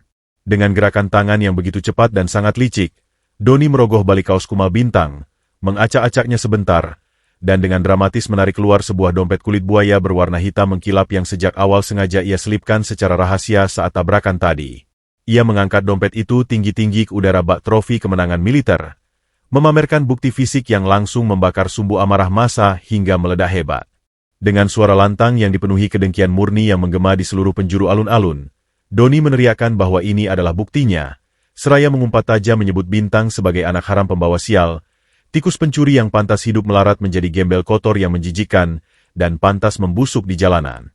Kata-kata Doni menjadi pemicu mutlak bagi ledakan anarkis dari massa yang beringas. Seseorang dari arah belakang kerumunan melempar botol plastik berisi sisa minuman lengket yang mendarat tepat mengenai kepala Bintang, disusul oleh lemparan gulungan koran keras dan dorongan kasar dari kaki-kaki tak terlihat yang menendang rusuk mungilnya secara membabi buta. Hinaan dan cacian bagai badai topan menghantam gendang telinga Bintang. Mereka meludahinya, menyebutnya sebagai sampah masyarakat, hama jalanan, dan bibit penjahat yang harus dibasmi agar tidak merusak kota. Dalam titik keputusasaan yang paling pekat, diinjak-injak tanpa ampun di tengah keramaian siang bolong dan dihakimi untuk dosa yang tak pernah ia perbuat, Bintang hanya bisa meringkuk membentuk posisi janin. Ia menarik sisa-sisa gitar kayunya yang patah ke dada untuk melindungi organ vitalnya, memejamkan mata rapat-rapat, dan merelakan tubuhnya dihajar tanpa perlawanan. Jiwanya yang hancur berkeping-keping meronta memanggil nama sang ayah, Jenderal Arya Bima, dalam jeritan bisu yang paling memilukan. Ia sama sekali tidak menyadari bahwa di seberang alun-alun yang bising itu, di balik rumunan orang yang berlarian, sepasang mata elang mematikan dari seorang pria berjaket lusuh yang baru saja menangkap siluet putranya yang dihakimi, kini memancarkan aura pembunuh bayaran yang siap meratakan seluruh kota. Kekacauan yang terjadi di tengah alun-alun kota perlahan berubah menjadi sebuah panggung eksekusi jalanan yang begitu kejam dan tidak manusiawi. Udara siang yang dipenuhi uap panas dari aspal seolah ikut mendidih, merekam setiap rintihan tanpa daya yang keluar dari bibir pucat Bintang. Tubuh mungil bocah berusia 7 tahun itu kini tak lebih dari samsak bernyawa bagi massa yang telah kehilangan akal sehatnya, terprovokasi secara brutal oleh akting murahan Doni. Tendangan, dorongan, dan lemparan sampah terus menghujani punggung Bintang yang bergetar hebat. Ia meringkuk sekecil mungkin di atas paving blok yang berdebu, Menyembunyikan wajahnya yang sudah berlumuran darah segar dari luka robek di pelipis dan dagunya, pasrah menunggu malaikat maut mencabut nyawanya di tengah caci maki yang memekakan telinga. Namun, di tengah hiruk-pikuk pengadilan jalanan yang buta itu, sebuah suara decit rem yang sangat tajam dan melengking tiba-tiba menyayat udara, membungkam teriakan massa seketika. Sebuah mobil sport merah menyala yang bodinya mengkilap memantulkan terik matahari, berhenti dengan posisi melintang arogan tepat di pinggir area pejalan kaki, membelah kerumunan dengan pesonanya yang congkak. Pintu kemudi bermodel sayap camar itu terbuka ke atas perlahan, melepaskan semburan udara dingin pendingin ruangan yang seketika membawa aroma tajam parfum Baccarat Rouge menembus bau keringat, darah, dan debu jalanan. Dari balik pintu mewah tersebut, melangkah turun sesosok wanita yang penampilannya begitu memukau dan bertolak belakang dengan kekumuhan di sekitarnya. Rina mengenakan gaun sutra berwarna merah marun yang membungkus tubuhnya dengan sempurna, dipadukan dengan kacamata hitam desainer berbingkai emas yang bertengger angkuh di atas hidung mancungnya. Di kakinya, sepasang sepatu hak tinggi bermodel stiletto dari merek ternama dunia berujung runcing bak jarum besi melangkah menapaki jalanan dengan suara ketukan yang berirama konstan. Kehadirannya seolah menyihir kerumunan massa yang beringas itu untuk mundur perlahan, membuka jalan bagaikan lautan yang terbelah untuk memberikan karpet merah pada seorang ratu kejam yang baru saja turun dari singgasananya. Doni yang sejak tadi berdiri menonton penyiksaan Bintang dengan senyum puas, segera merapikan jas abu-abunya dan berjalan menghampiri Rina, merangkul pinggang wanita itu dengan mesra di depan ratusan pasang mata, mempertontonkan kemenangannya atas harta dan martabat seorang jenderal yang telah ia hancurkan. Dari celah jari-jarinya yang kotor dan gemetar, Bintang yang setengah sadar mengintip dari balik genangan air matanya sendiri. Pandangannya yang buram menangkap siluet wanita bergaun merah tersebut. Di tengah rasa sakit yang meremukan tulang rusuk dan kepalanya yang berdenyut hebat seakan mau pecah, sebuah percikan harapan naif tiba-tiba menyala di dalam rongga dada bocah malang itu. Insting seorang anak yang merindukan perlindungan seorang ibu mengambil alih akal sehatnya. Ia melupakan segala tamparan, makian, dan siksaan yang selama ini Rina berikan padanya di dalam rumah. Dalam delusi demam tingginya yang menyiksa, Bintang mengira bahwa ibu tirinya itu turun dari mobil mewah untuk menyelamatkannya, untuk membersihkan namanya dari tuduhan mencuri, dan membawanya pulang ke rumah yang hangat. Dengan sisa-sisa tenaga terakhir yang ia kumpulkan dari serpihan jiwa yang hancur, Bintang memaksa tubuhnya yang remuk untuk merangkak maju, menyeret lututnya yang berdarah di atas paving blok kasar, mendekati ujung sepatu stiletto merah yang mengkilap itu. Sambil menangis terseduh-seduh dan menengadahkan wajahnya yang penuh lumpur dan darah, Bintang merintih dengan suara serak yang memilukan, memanggil wanita itu dengan sebutan mama, memohon ampunan, dan bersumpah bahwa ia tidak pernah mencuri dompet milik pria itu, memohon agar ia dibawa pulang karena perutnya sangat lapar dan kepalanya sangat sakit. Harapan Bintang menggantung di udara, menunggu sebuah keajaiban yang tak akan pernah datang. Rina menatap ke bawah dari balik kacamata hitamnya, melihat wujud bocah kurus kering yang merangkak di dekat kakinya layaknya serangga menjijikan yang merusak pemandangan indahnya. Alih-alih menunjukkan secercah rasa iba, wajah cantik Rina justru berubah mengeras oleh rasa jijik yang murni dan tak tertutupi. Wanita itu mundur satu langkah sambil menutup hidungnya dengan sapu tangan sutra, menatap berkeliling ke arah kerumunan massa yang masih menonton, lalu dengan suara melengking tajam yang sengaja dikeraskan agar bergema menembus telinga setiap orang di alun-alun, ia meludahkan kata-katanya penuh bisa. Ia berteriak histeris, menanyakan makhluk kotor dari selokan mana yang berani-berani menyentuh sepatu mahalnya dan memanggilnya dengan sebutan mama, menyatakan dengan tegas bahwa ia tidak sudi dikaitkan dengan anak gembel pencuri yang bau bangkai ini, dan menuduh Bintang sedang berhalusinasi akibat kelaparan di jalanan hingga berani mencari perlindungan darinya. Kata-kata penolakan publik itu menghantam jantung Bintang lebih keras dari tendangan manapun yang ia terima hari ini. Penyangkalan itu mencabut habis akar eksistensinya, mengubahnya menjadi sosok yang benar-benar sebatang kara di tengah dunia yang membencinya. Namun, Bintang yang panik dan ketakutan masih mencoba meraih ujung gaun Rina dengan tangan kirinya yang bergetar. Melihat pergerakan tangan kotor itu, amarah Rina meledak tak terkendali. Sebelum jari-jari kecil yang terluka itu sempat menyentuh kain sutranya, Rina mengangkat kaki kanannya dengan gerakan cepat dan penuh perhitungan. Tanpa sedikit pun belas kasihan, ia menginjakan tumit sepatu stilettonya yang tajam menembus punggung telapak tangan mungil Bintang, menekannya kuat-kuat ke atas aspal panas sambil memutar pergelangan kakinya. Suara tulang rawan yang berderak pelan tertelan oleh jeritan melengking Bintang yang merobek langit siang. Ujung hak sepatu itu menembus kulit Bintang hingga darah segar memancar membasahi paving blok. Rasa sakit yang melampaui batas kewarasan manusia biasa meledak di seluruh sistem saraf Bintang, membuat bocah itu melepaskan erangan panjang yang menyayat hati sebelum akhirnya tubuhnya kejang sesaat dan ambruk mencium aspal, kehilangan kesadaran sepenuhnya. Masa yang melihat kejadian itu terdiam kaku. Ada sebagian yang terkesiap ngeri melihat kekejaman wanita bergaun merah itu, namun tidak ada satupun yang berani melangkah maju untuk menolong. Rina menarik kakinya yang kini ujung sepatunya bernoda darah dengan ekspresi puas, memalingkan wajahnya yang angkuh dan kembali menggandeng lengan Doni seolah ia baru saja membasmi seekor kecoa pengganggu di jalanan.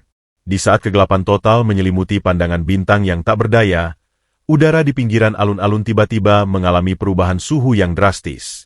Ratusan burung merpati yang sedari tadi hinggap di atap-atap gedung seketika berhamburan terbang panik seolah lari dari datangnya bencana alam.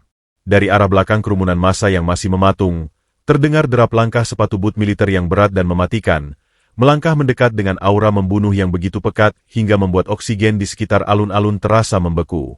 Sang jenderal akhirnya telah tiba di titik terluar lingkaran, dan matanya baru saja merekam secara utuh detik-detik putranya diinjak hingga tak sadarkan diri, membangunkan sang dewa perang dari tidur panjangnya menuju eksekusi tanpa ampun. Suasana di alun-alun kota mendadak berubah menjadi sebuah fragmen keheningan yang mencekam, seolah sang waktu sengaja menahan napasnya melihat kekejaman yang baru saja terjadi. Bintang tergeletak tak berdaya di atas paving blok yang panas, tubuh mungilnya tak lagi bergerak, menyisakan aliran darah segar yang perlahan merembes dari punggung tangan kirinya yang hancur berlubang akibat tusukan hak sepatu stiletto. Massa yang beringas perlahan terdiam, mundur teratur dengan wajah memucat, mulai disergap oleh rasa bersalah yang merayap diam-diam di tengkuk mereka saat menyadari bahwa mereka baru saja ikut menyiksa seorang bocah kecil yang kini mungkin sudah meregang nyawa. Di tengah lingkaran setan tersebut, Rina berdiri dengan keangkuhan seorang dewi kematian. Bibir bergincu merahnya melengkung membentuk senyum jijik, sementara matanya yang tersembunyi di balik kacamata hitam desainer menatap noda darah kemerahan yang mengotori ujung sepatu mahalnya. Udara yang tadinya pengap oleh hawa panas dan bau keringat kerumunan, perlahan-lahan mulai digantikan oleh sebuah tekanan atmosfer yang sangat berat dan menyesakkan dada, sebuah firasat purba yang memperingatkan setiap makhluk hidup di sana akan datangnya sebuah badai kehancuran absolut. Dari celah kerumunan massa yang masih membeku, terdengar irama langkah kaki yang sangat pelan namun berdentum berat, menghantam bebatuan alun-alun dengan presisi dan kekuatan yang menggetarkan permukaan tanah. Tap, tap, tap. Suara sol sepatu boot militer yang menipis itu bergesekan dengan aspal, memancarkan aura membunuh yang begitu pekat hingga terasa seperti kabut es yang mencekik leher. Tanpa ada yang mengomando, ratusan orang di alun-alun itu secara refleks menyingkir, membelah diri menjadi dua sisi layaknya lautan yang terbelah oleh tongkat mukjizat, memberikan jalan bagi sosok pria jangkung berjaket kulit pudar yang berjalan tertunduk. Debu jalanan dan bau asap knalpot menempel tebal di sekujur tubuhnya. Topi baseball usang menutupi separuh wajah atasnya, menyisakan rahang kokoh yang ditumbuhi berewok lebat. Tidak ada yang tahu dari mana asal gembel berpenampilan menyeramkan ini, namun insting bertahan hidup manusia-manusia di alun-alun itu memerintahkan mereka untuk menundukkan pandangan, tak kuasa menatap langsung ke arah pria lusuh yang berjalan bagai malaikat maut yang baru saja bangkit dari kerak neraka terdalam. Di pusat lingkaran, Doni yang merasa terganggu oleh keheningan massa, mendecak kesal sambil merapikan lengan jas mahalnya. Ia menoleh ke arah Rina yang sedang mengelap ujung sepatunya dengan tisu basah beraroma mint. Dengan nada suara yang merendahkan dan arogan, Doni menyuruh beberapa pedagang asongan di dekatnya untuk segera menyeret bangkai anak tikus ini ke pinggir selokan agar mobil sport mereka tidak terhalang saat keluar dari parkiran. Namun, karena tak ada satupun warga yang berani melangkah maju, Doni mengumpat kasar. Ia melangkah mendekati tubuh bintang yang terkapar tak sadarkan diri, menarik kaki kanannya ke belakang, berniat melontarkan sebuah tendangan brutal ke arah tulang rusuk bocah malang itu untuk menyingkirkannya dari jalan layaknya menendang karung sampah.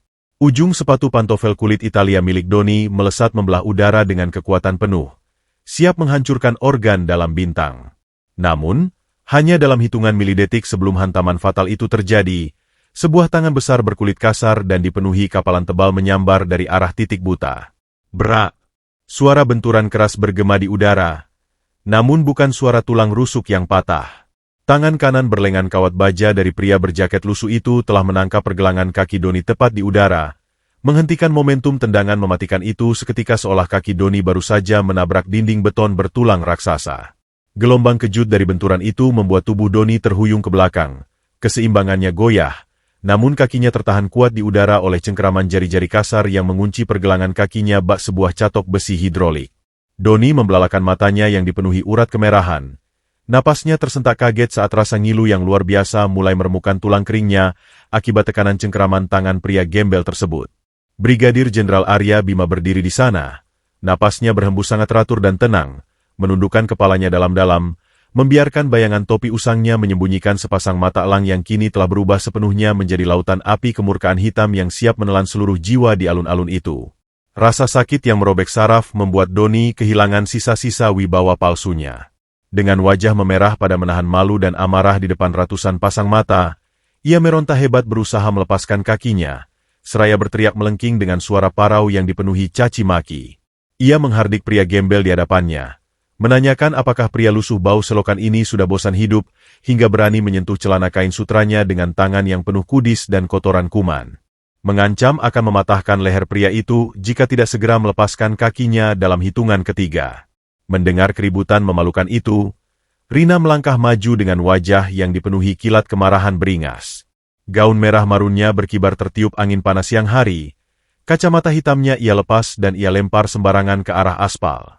Wanita itu berkacak pinggang, menatap pria berjaket pudar itu dari ujung kaki hingga ujung kepala dengan tatapan jijik yang seolah bisa melelehkan baja.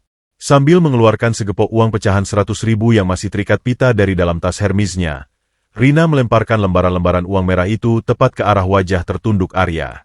Uang-uang itu berhamburan terbang tertiup angin, jatuh ke aspal seperti daun-daun kering yang tak bernilai. Dengan suara melengking yang menyayat gendang telinga, Rina memaki penuh arogansi, menyatakan bahwa jika gembel kotor ini sedang mencari perhatian untuk mengemis, ia baru saja memberikan sedekah yang cukup untuk makan setahun, dan menyuruhnya segera mengambil uang itu lalu menyingkir dari hadapannya sebelum ia memanggil kepolisian untuk memenjarakan gembel bau bangkai yang berani mengganggu urusannya. Hinaan demi hinaan yang dilontarkan kedua lintah darat itu bergema memantul di dinding-dinding gedung alun-alun, menciptakan sebuah teater komedi tragis di mana dua orang manusia paling hina secara moral sedang menertawakan sosok dewa perang yang memegang kendali penuh atas hidup dan mati mereka. Di balik bayangan topi usangnya, detak jantung sang jenderal tidak mengalami percepatan sedikitpun. Latihan mental puluhan tahun di medan tempur paling berdarah telah mengajarinya untuk mengubah amarah yang meledak-ledak menjadi ketenangan yang sangat mematikan. Arya perlahan melepaskan cengkeramannya, lalu memberikan satu sentakan mendorong yang sangat bertenaga ke arah dada Doni. Pria berjas abu-abu itu terpelanting ke belakang sejauh 2 meter, jatuh terlentang menimpa genangan air sisa minuman yang lengket, membuat setelan jas mahalnya basah kuyup oleh lumpur dan kotoran. Tanpa sudi menoleh barang sedetik pun ke arah dua manusia yang sedang menyumpah serapah di belakangnya itu, Arya perlahan merendahkan tubuh besarnya, berlutut dengan satu kaki di atas aspal yang bersimbah darah. Tangan kanannya yang kasar dan bergetar menahan luapan emosi tak terhingga, perlahan terulur ke depan, melayang hanya beberapa milimeter di atas tangan mungil bintang yang koyak dan hancur berlumuran darah segar. Di titik ini, semesta seolah mengunci rapat takdir mereka.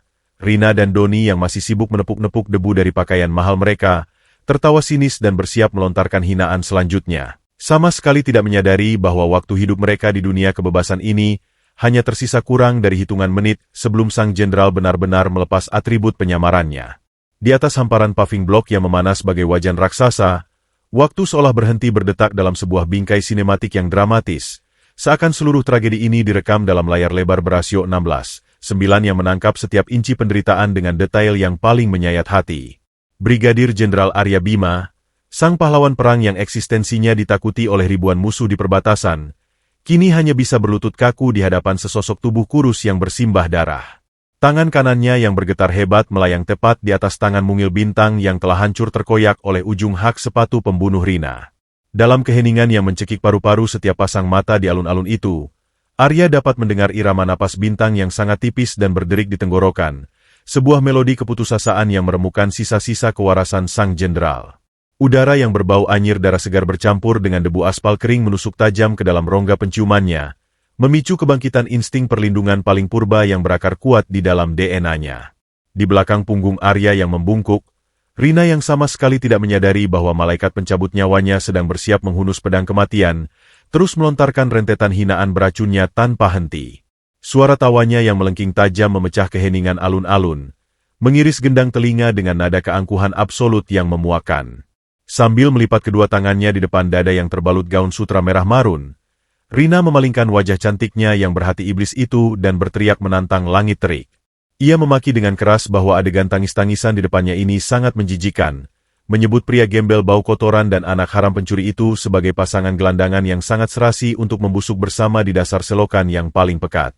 Dengan seringai sinis yang merendahkan nilai kemanusiaan, Rina menambahkan bahwa pria lusuh tak berharga itu sebaiknya segera memungut bangkai anak cacat tersebut dan membawanya pergi jauh-jauh sebelum ia menelepon petugas kebersihan kota untuk mengangkut dan menyapu mereka layaknya tumpukan sampah basah yang mencemari pemandangan indahnya siang itu.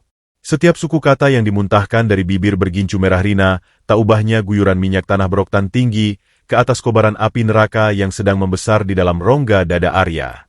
Jantung sang jenderal berdetak dalam ritme yang sangat lambat namun mematikan, memompa aliran darah mendidih ke seluruh jaringan ototnya yang kini mengeras bak gulungan kawat baja. Namun, sebelum Arya sempat merespons makian kurang ajar tersebut, sebuah gerakan kecil nan rapuh dari bawah membuyarkan fokusnya. Jari-jari mungil bintang yang tidak tertusuk sepatu perlahan bergerak, menggapai gemetar ujung jaket kulit lusuh Arya yang menjuntai menyentuh tanah. Di tengah alam bawah sadarnya yang sedang melayang di ambang batas kematian, indera penciuman bintang yang masih suci mendadak menangkap sebuah sinyal memori yang sangat familiar. Di balik bau tajam keringat masam, asap knalpot pekat, dan debu jalanan yang menempel tebal pada tubuh pria gembel itu, bintang mencium aroma khas dari getah pinus dan minyak peluma senjata api, sebuah kombinasi aroma magis yang selalu menempel kuat pada seragam hijau loreng sang ayah setiap kali pahlawannya itu pulang bertugas. Kelopak mata bintang yang membengkak kebiruan perlahan terbuka sedikit, menatap nanar dari celah genangan air mata dan sisa darah ke arah siluet rahang kokoh yang tersembunyi di balik bayangan topi usang tersebut. Dengan suara serak yang nyaris tak terdengar dari bibirnya yang mengelupas dan pecah-pecah, bintang merintih memilukan. Memanggil pria asing itu dengan sebutan papa, mempertanyakan dengan lugu apakah ayahnya benar-benar turun menjemputnya dari surga untuk membawanya terbang menjauh dari rasa sakit ini. Bisikan paronan rapuh dari bibir putranya itu menjadi hantaman palu godam tak kasat mata yang menghancurkan sisa-sisa benteng pertahanan Arya Bima. Air mata panas yang telah sukses ia tahan selama 2 tahun penuh di bawah siksaan kem tawanan musuh paling sadis, kini menetes deras tanpa bisa dicegah, jatuh membasahi pipinya yang tertutup debu lebat dan menetes tepat mendarat ke atas pipi pucat bintang. Tangan besar Arya yang kasar akhirnya menyentuh dengan kelembutan tingkat tinggi yang tak terlukiskan di dahi putranya yang terbakar demam, mengusap helaian rambut lepek itu sambil membalas bisikan lemah putranya dengan suara bariton yang bergetar hebat menahan tangis kehancuran batin, meyakinkan dengan sumpah bahwa papa sudah pulang menepati janji, dan bahwa bintang tidak akan pernah merasakan sakit atau kelaparan lagi mulai detik ini hingga ujung usianya. Mendengar balasan suara berat yang sangat dihafal relung hatinya itu, seulah senyum leganan tipis terukir di bibir bintang yang berdarah, sebelum akhirnya bocah malang itu memejamkan mata rapat-rapat, jatuh sepenuhnya ke dalam pelukan pingsan yang damai, merasa sepenuhnya aman terlindungi untuk pertama kalinya setelah berbulan-bulan disiksa bagai hewan buangan di jalanan. Melihat gembel rendahan di hadapannya malah berbisik-bisik dan mengusap kepala anak pencuri itu, sumbu amarah Rina semakin terbakar habis. Ia melangkah maju satu tindak dengan emosi meluap-luap, memerintahkan dengan lengkingan tinggi agar pria kotor itu berhenti memainkan drama murahan menjijikkan dan segera menyingkir dari hadapannya sekarang juga. Namun, kali ini, Arya tidak lagi diam membisu. Sang jenderal perlahan-lahan bangkit berdiri dari atas aspal yang bersimbah darah suci putranya. Tubuhnya yang tinggi menjulang dan sangat tegap secara otomatis memperbaiki posturnya yang semula membungkuk, seketika memancarkan wibawa dan kedisiplinan militer tingkat tinggi yang mustahil bisa disembunyikan lagi oleh sekadar jaket kulit usang dan bau jalanan. Udara panas yang memanggang alun-alun itu mendadak terasa membeku hingga ke titik nol. Tekanan atmosfer merosot tajam seakan-akan sebuah badai topan raksasa baru saja memusatkan mata pusarannya tepat di tubuh pria misterius tersebut. Arya memutar tubuh besarnya dengan gerakan yang sangat lambat dan penuh perhitungan, berdiri tegak berhadapan tatap muka secara langsung dengan Rina dan Doni yang masih mematung arogan di dekat genangan lumpur kotor. Tangan kanan Arya bergerak perlahan pasti menuju kepalanya, mencengkeram kuat pinggiran topi baseball usang yang selama ini menutupi separuh identitas wajahnya. Dalam sebuah adegan melambat yang terasa seperti prosesi pencabutan nyawa massal, Arya menarik lepas topi kusam berbau debu itu, membiarkan terik sinar matahari siang menyorot dan menguliti wajah aslinya secara terang benderang. Sepasang mata elang yang memancarkan aura membunuh sedingin es abadi di kutub utara kini, menatap lurus menembus dan mencabik-cabik jiwa Rina. Garis rahang wajahnya yang sangat tegas, meski kini dihiasi oleh luka goresan panjang dan brewok tebal yang tumbuh liar tak terurus, masih sangat jelas memahat dan meneriakan identitas asli sang brigadir jenderal tanpa bisa disangkal. Senyum arogan dan congkak yang sedari tadi menghiasi bibir merah Rina, seketika membeku kaku layaknya disiram bertonton cairan nitrogen bersuhu minus. Bola mata wanita bergaun sutra itu membelalak sangat lebar hingga nyaris melompat keluar dari rongganya. Pupilnya mengecil tajam mencerminkan sebuah teror yang paling murni dan absolut yang pernah dirasakan umat manusia. Napas Rina terhenti paksa di tenggorokan, seolah ada tangan hantu tak kasat mata bersarung besi yang mencekik batang lehernya dengan sangat brutal. Keringat dingin sebesar biji jagung seketika membanjiri dahi dan tengkuknya dengan deras, membuat riasan bedak mahalnya luntur menjadi topeng badut yang tak berharga. Kakinya yang mengenakan sepatu stiletto berlumur darah bintang mendadak lemas total kehilangan seluruh tenaga, bergetar hebat tak mampu lagi menopang bobot kecongkakan tubuhnya sendiri. Wanita iblis yang sedari tadi berteriak layaknya penguasa dunia itu kini hanya bisa mematung sepucat mayat, menatap dengan sisa kesadaran yang menolak percaya pada sesosok bayangan dari masa lalunya yang seharusnya sudah hancur membusuk di dasar jurang hutan belantara perbatasan. Namun kini justru berdiri menjulang angkuh di hadapannya sebagai dewa kematian yang siap menagih hutang nyawa darah dagingnya. Pemandangan di bawah terik matahari alun-alun kota itu kini membeku menjadi sebuah lukisan teror psikologis yang paling sempurna. Mulut Rina terbuka dan tertutup tanpa suara, layaknya seekor ikan hias mahal yang terlempar ke daratan gersang, megap-megap mencari pasokan oksigen yang seolah menguap begitu saja dari udara sekitarnya. Otaknya yang licik dan selalu penuh perhitungan kini mengalami malfungsi total, menolak untuk memproses realitas mengerikan yang terpampang nyata di depan matanya. Pria jangkung di hadapannya ini bukanlah sosok hantu atau ilusi halusinasi dari rasa bersalahnya, melainkan wujud fisik dari Brigadir Jenderal Arya Bima yang berlumur debu dan aroma jalanan. Keringat dingin berukuran biji jagung mengucur deras membanjiri dahi dan pelipis Rina, melunturkan riasan wajah berharga jutaan rupiah miliknya menjadi coretan topeng badut yang menjijikan. Jantungnya berdegup dengan kecepatan yang tidak normal, menghantam tulang rusuknya dengan keras hingga menciptakan rasa ngilu yang menusuk ulu hati, sementara seluruh persendian di tubuhnya bergetar hebat merespons ketakutan purba akan datangnya kematian. Sementara Rina membeku dalam mimpi buruknya yang menjadi nyata, Doni yang baru saja bersusah payah bangkit dari genangan lumpur lengket sama sekali tidak menyadari bencana apokaliptik yang sedang mengintai mereka. Jas abu-abu mahalnya kini kotor oleh noda coklat berbau busuk, membuat harga diri palsunya terluka parah. Dengan wajah memerah pada menahan amarah dan urat leher yang menonjol keluar, Doni melangkah maju sambil mengacungkan jari telunjuknya yang gemetar ke arah wajah Arya. Ia memaki dengan suara parau yang dipenuhi keangkuhan bodoh, menuntut penjelasan mengapa wanita kesayangannya mendadak pucat, dan mengancam dengan suara melengking bahwa ia akan mengerahkan seluruh preman bayarannya untuk menguliti gembel keparat ini, hidup-hidup sampai tulang belulangnya hancur menjadi debu. Namun, ocehan murahan Doni itu seketika terhenti seolah pita suaranya dipotong paksa oleh pisau tak kasat mata. Arya perlahan mengalihkan pandangan mata elangnya dari Rina, menatap lurus menembus manik mata Doni dengan intensitas mematikan seorang predator puncak yang sedang menatap seekor cacing tanah yang tak berharga. Aura membunuh yang memancar dari tatapan sang jenderal begitu pekat, dingin, dan menekan, membuat lutut Doni mendadak lemas dan memaksanya menelan ludah dengan susah payah sementara keringat dingin mulai merembes membasahi kerah kemejanya. Sebelum ada satupun nyawa di alun-alun itu yang berani mengambil napas, udara di sekitar mereka tiba-tiba bergetar hebat. Getaran itu bukan berasal dari tanah, melainkan dari atas awan. Sebuah suara gemuruh bernada sangat rendah dan ritmis terdengar bergemuruh dari kejauhan, membelah langit siang yang terik bagaikan raungan naga besi raksasa yang sedang mengamuk. Semakin lama, suara itu semakin memekakan telinga, menciptakan gelombang tekanan udara yang merambat cepat dan membuat kaca-kaca jendela gedung di sekitar alun-alun bergetar merespons frekuensinya. Ratusan pasang mata warga yang masih berkerumun panik kini secara refleks menengadahkan wajah mereka ke atas, menutupi mata dari silau matahari siang, hanya untuk menyaksikan sebuah pemandangan hiperbolis yang akan terukir abadi dalam ingatan mereka.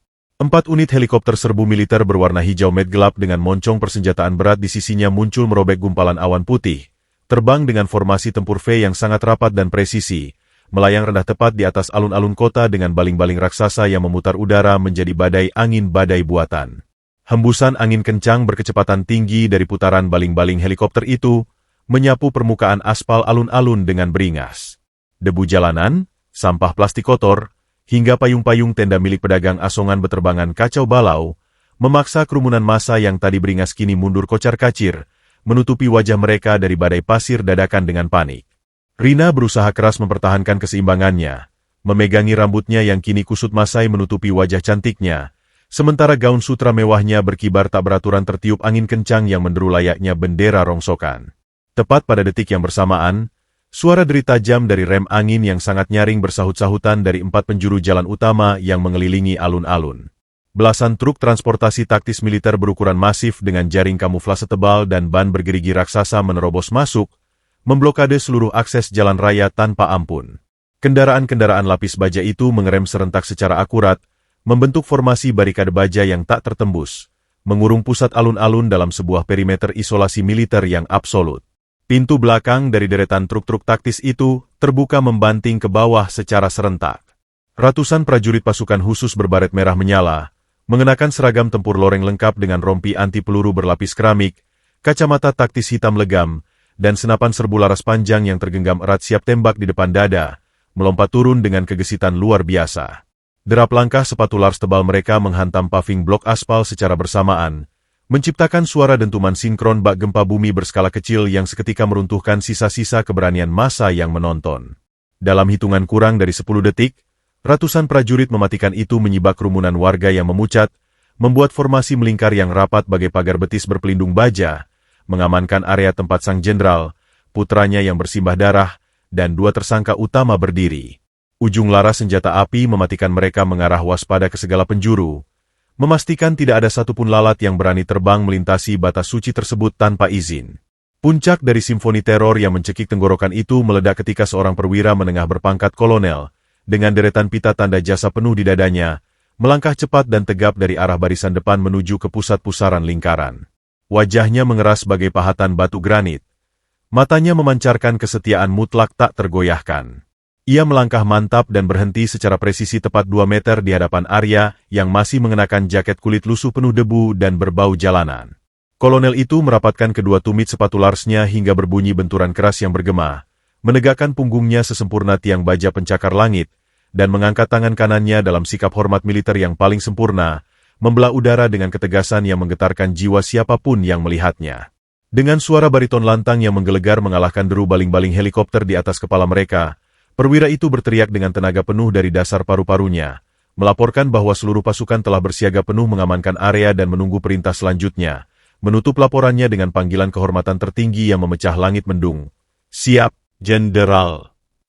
Teriakan penghormatan itu seketika disambar oleh hentakan kaki dan sikap hormat serentak dari ratusan prajurit di sekeliling alun-alun, menciptakan gelombang kejut visual dan audio yang membungkam alam semesta, meruntuhkan dunia Vanarina dan Doni seketika. Mendengar gema kata keramat itu menghantam gendang telinganya, sisa-sisa tenaga dan keangkuhan palsu di dalam tubuh Rina lenyap tanpa sisa, menguap terbawa badai angin helikopter. Lutut kakinya yang berbalut sepatu stiletto mahal pembawa maut itu akhirnya patah arang, tak sanggup lagi menahan bobot realitas yang meremukkan kewarasannya. Ia jatuh berlutut berdebu menghantam paving blok aspal yang kotor. Gaun merah marunnya kini bersimbah genangan air berlumpur. Wajah cantiknya kini sepucat kain kafan. Matanya terbelalak kosong menatap aspal di bawahnya sambil terus menggumamkan kata ampun dengan bibir yang bergetar hebat layaknya orang yang kehilangan akal sehat. Di sebelahnya, Doni mengalami nasib yang jauh lebih memalukan. Saraf motoriknya lumpuh total oleh ketakutan absolut yang mencekik nadinya, membuat pria berjas abu-abu itu ambruk terduduk keras di atas bokongnya sendiri. Napasnya memburu panik bak tikus selokan yang terpojok oleh sekawanan singa lapar. Cairan pesing hangat perlahan merembes membasahi celana sutra mahalnya, sebuah bukti fisik paling menjijikan dari teror mutlak saat ia menyadari bahwa pria gembel lusuh yang baru saja ia caci maki dan rencanakan untuk ia siksa hari ini, adalah seorang dewa perang bintang 1 yang memegang kendali penuh atas ribuan pasukan bersenjata. Dan kini sang dewa itu menatap mereka dari atas dengan tatapan eksekusi pembawa maut. Gema teriakan penghormatan dari ratusan prajurit komando itu seolah masih memantul di antara gedung-gedung yang mengelilingi alun-alun kota, menciptakan sangkar keheningan absolut yang mencekik sisa-sisa kesombongan Rina dan Doni. Angin putaran baling-baling helikopter di atas kepala mereka perlahan mereda seiring dengan armada udara itu mengambil posisi mengambang stabil, menyisakan deru mesin pelan yang menjadi irama latar bagi pengadilan jalanan yang sesungguhnya. Brigadir Jenderal Arya Bima berdiri menjulang dengan punggung tegap bagai pilar baja tak tergoyahkan. Jaket kulit lusuh dan berbau debu jalanan yang membalut tubuh kekarnya kini tak lagi terlihat sebagai simbol kemiskinan hina, melainkan menjelma menjadi jubah kebesaran seorang dewa perang yang baru saja turun dari altar keadilannya. Sepasang mata elangnya yang sedingin es abadi di kutub utara menatap tajam, menelanjangi sisa-sisa jiwa kerdil Rina yang kini bersimpuh tak berdaya di atas aspal kotor, gemetar hebat dengan gaun sutra mewahnya yang telah ternoda oleh lumpur dan kehinaan. Di bawah tatapan mematikan sang jenderal, Rina yang tadinya berlagak seperti ratu penguasa dunia kini menyusut menjadi sesosok makhluk paling menyedihkan di muka bumi. Riasan wajah berharga jutaan rupiah miliknya telah luntur sepenuhnya, bercampur dengan keringat dingin dan air mata ketakutan yang mengalir deras, menciptakan jejak hitam berantakan di pipinya bak lukisan tragedi yang memuakan. Kacamata hitam desainer kesayangannya terinjak hancur berkeping-keping oleh sepatu Lars prajurit yang berjaga. Bibir merahnya yang sedari tadi fasih memuntahkan caci maki keji dan bisa berbisa, kini hanya bisa bergetar tak karuan, merangkai suku kata terputus-putus yang tak memiliki arti. Ia mencoba merangkak maju dengan sisa tenaga di lututnya yang lemas, menyeret tubuhnya yang gemetar menembus genangan lumpur demi bisa menggapai ujung sepatu but usang milik Arya, sebuah tindakan putus asa dari seorang pengecut yang akhirnya menyadari bahwa ia baru saja membangunkan naga raksasa yang siap menelan eksistensinya hidup-hidup. Dengan suara serak yang memilukan dan isak tangis yang terdengar sangat dibuat-buat demi mengundang simpati, Rina memohon ampunan, menyebut nama Arya berulang kali sambil merintih bahwa semua ini hanyalah sebuah kesalahpahaman yang sangat besar. Ia bersumpah dengan nada bergetar bahwa ia selalu mencintai suaminya, bahwa ia mengira suaminya telah gugur sebagai pahlawan sehingga ia kehilangan akal sehatnya, dan menyalahkan Doni sepenuhnya atas semua penderitaan yang menimpa Bintang. Rina memohon agar Arya mengingat kembali masa-masa indah pernikahan mereka, memohon belas kasihan atas nama cinta masa lalu, dan berjanji akan merawat Bintang dengan sepenuh hati layaknya darah dagingnya sendiri jika saja sang jenderal bersedia memberinya satu kesempatan terakhir. Tangisan histeris wanita itu memecah kesunyian, menggema di tengah lingkaran pasukan khusus bersenjata lengkap yang berdiri mematung layaknya patung-patung algojo pencabut nyawa yang sama sekali tidak tersentuh oleh drama murahan tersebut. Alih-alih luluh atau menunjukkan secercah rasa iba, rahang Arya justru semakin mengeras hingga otot-otot di pelipisnya menonjol kaku. Tidak ada amarah yang meledak-ledak atau teriakan murka dari bibir sang jenderal. Yang ada hanyalah ketenangan mematikan yang 1000 kali lebih menakutkan daripada badai topan. Ia menarik kakinya mundur satu langkah, sengaja menghindari sentuhan tangan kotor Rina seolah wanita itu adalah wabah penyakit paling menular dan menjijikan. Dengan nada suara bariton yang sangat pelan, dalam, dan mengiris tanpa ampun, Arya mengatakan bahwa wanita yang pernah ia nikahi telah lama mati terbunuh oleh keserakahan, dan makhluk yang merangkak di hadapannya saat ini hanyalah seekor monster lintah yang tak memiliki hak untuk menyebut nama putranya. Sang jenderal mengingatkan dengan dingin bahwa air mata buaya yang tumpah hari ini tidak akan pernah bisa menghapus satu tetes pun darah suci Bintang yang mengalir di atas aspal akibat tusukan sepatu hak tinggi pembunuh tersebut. Tanpa membuang waktu sedetik pun lagi untuk mendengarkan rintihan memuakan Rina, Arya mengalihkan pandangannya ke arah kolonel berpita jasa yang masih berdiri tegak menanti titah. Dengan gestur tubuh yang memancarkan otoritas mutlak militer, Arya memberikan instruksi yang sangat jelas, tajam, dan tidak menyisakan sedikit pun ruang untuk kompromi. Ia memerintahkan agar seluruh aset atas namanya yang selama ini dikuasai oleh wanita itu, termasuk rumah mewah, armada kendaraan, rekening perbankan, dan setiap gram perhiasan yang kini melekat di tubuh wanita pengkhianat itu, dibekukan detik itu juga secara paksa, tanpa menunggu proses birokrasi yang berbelit.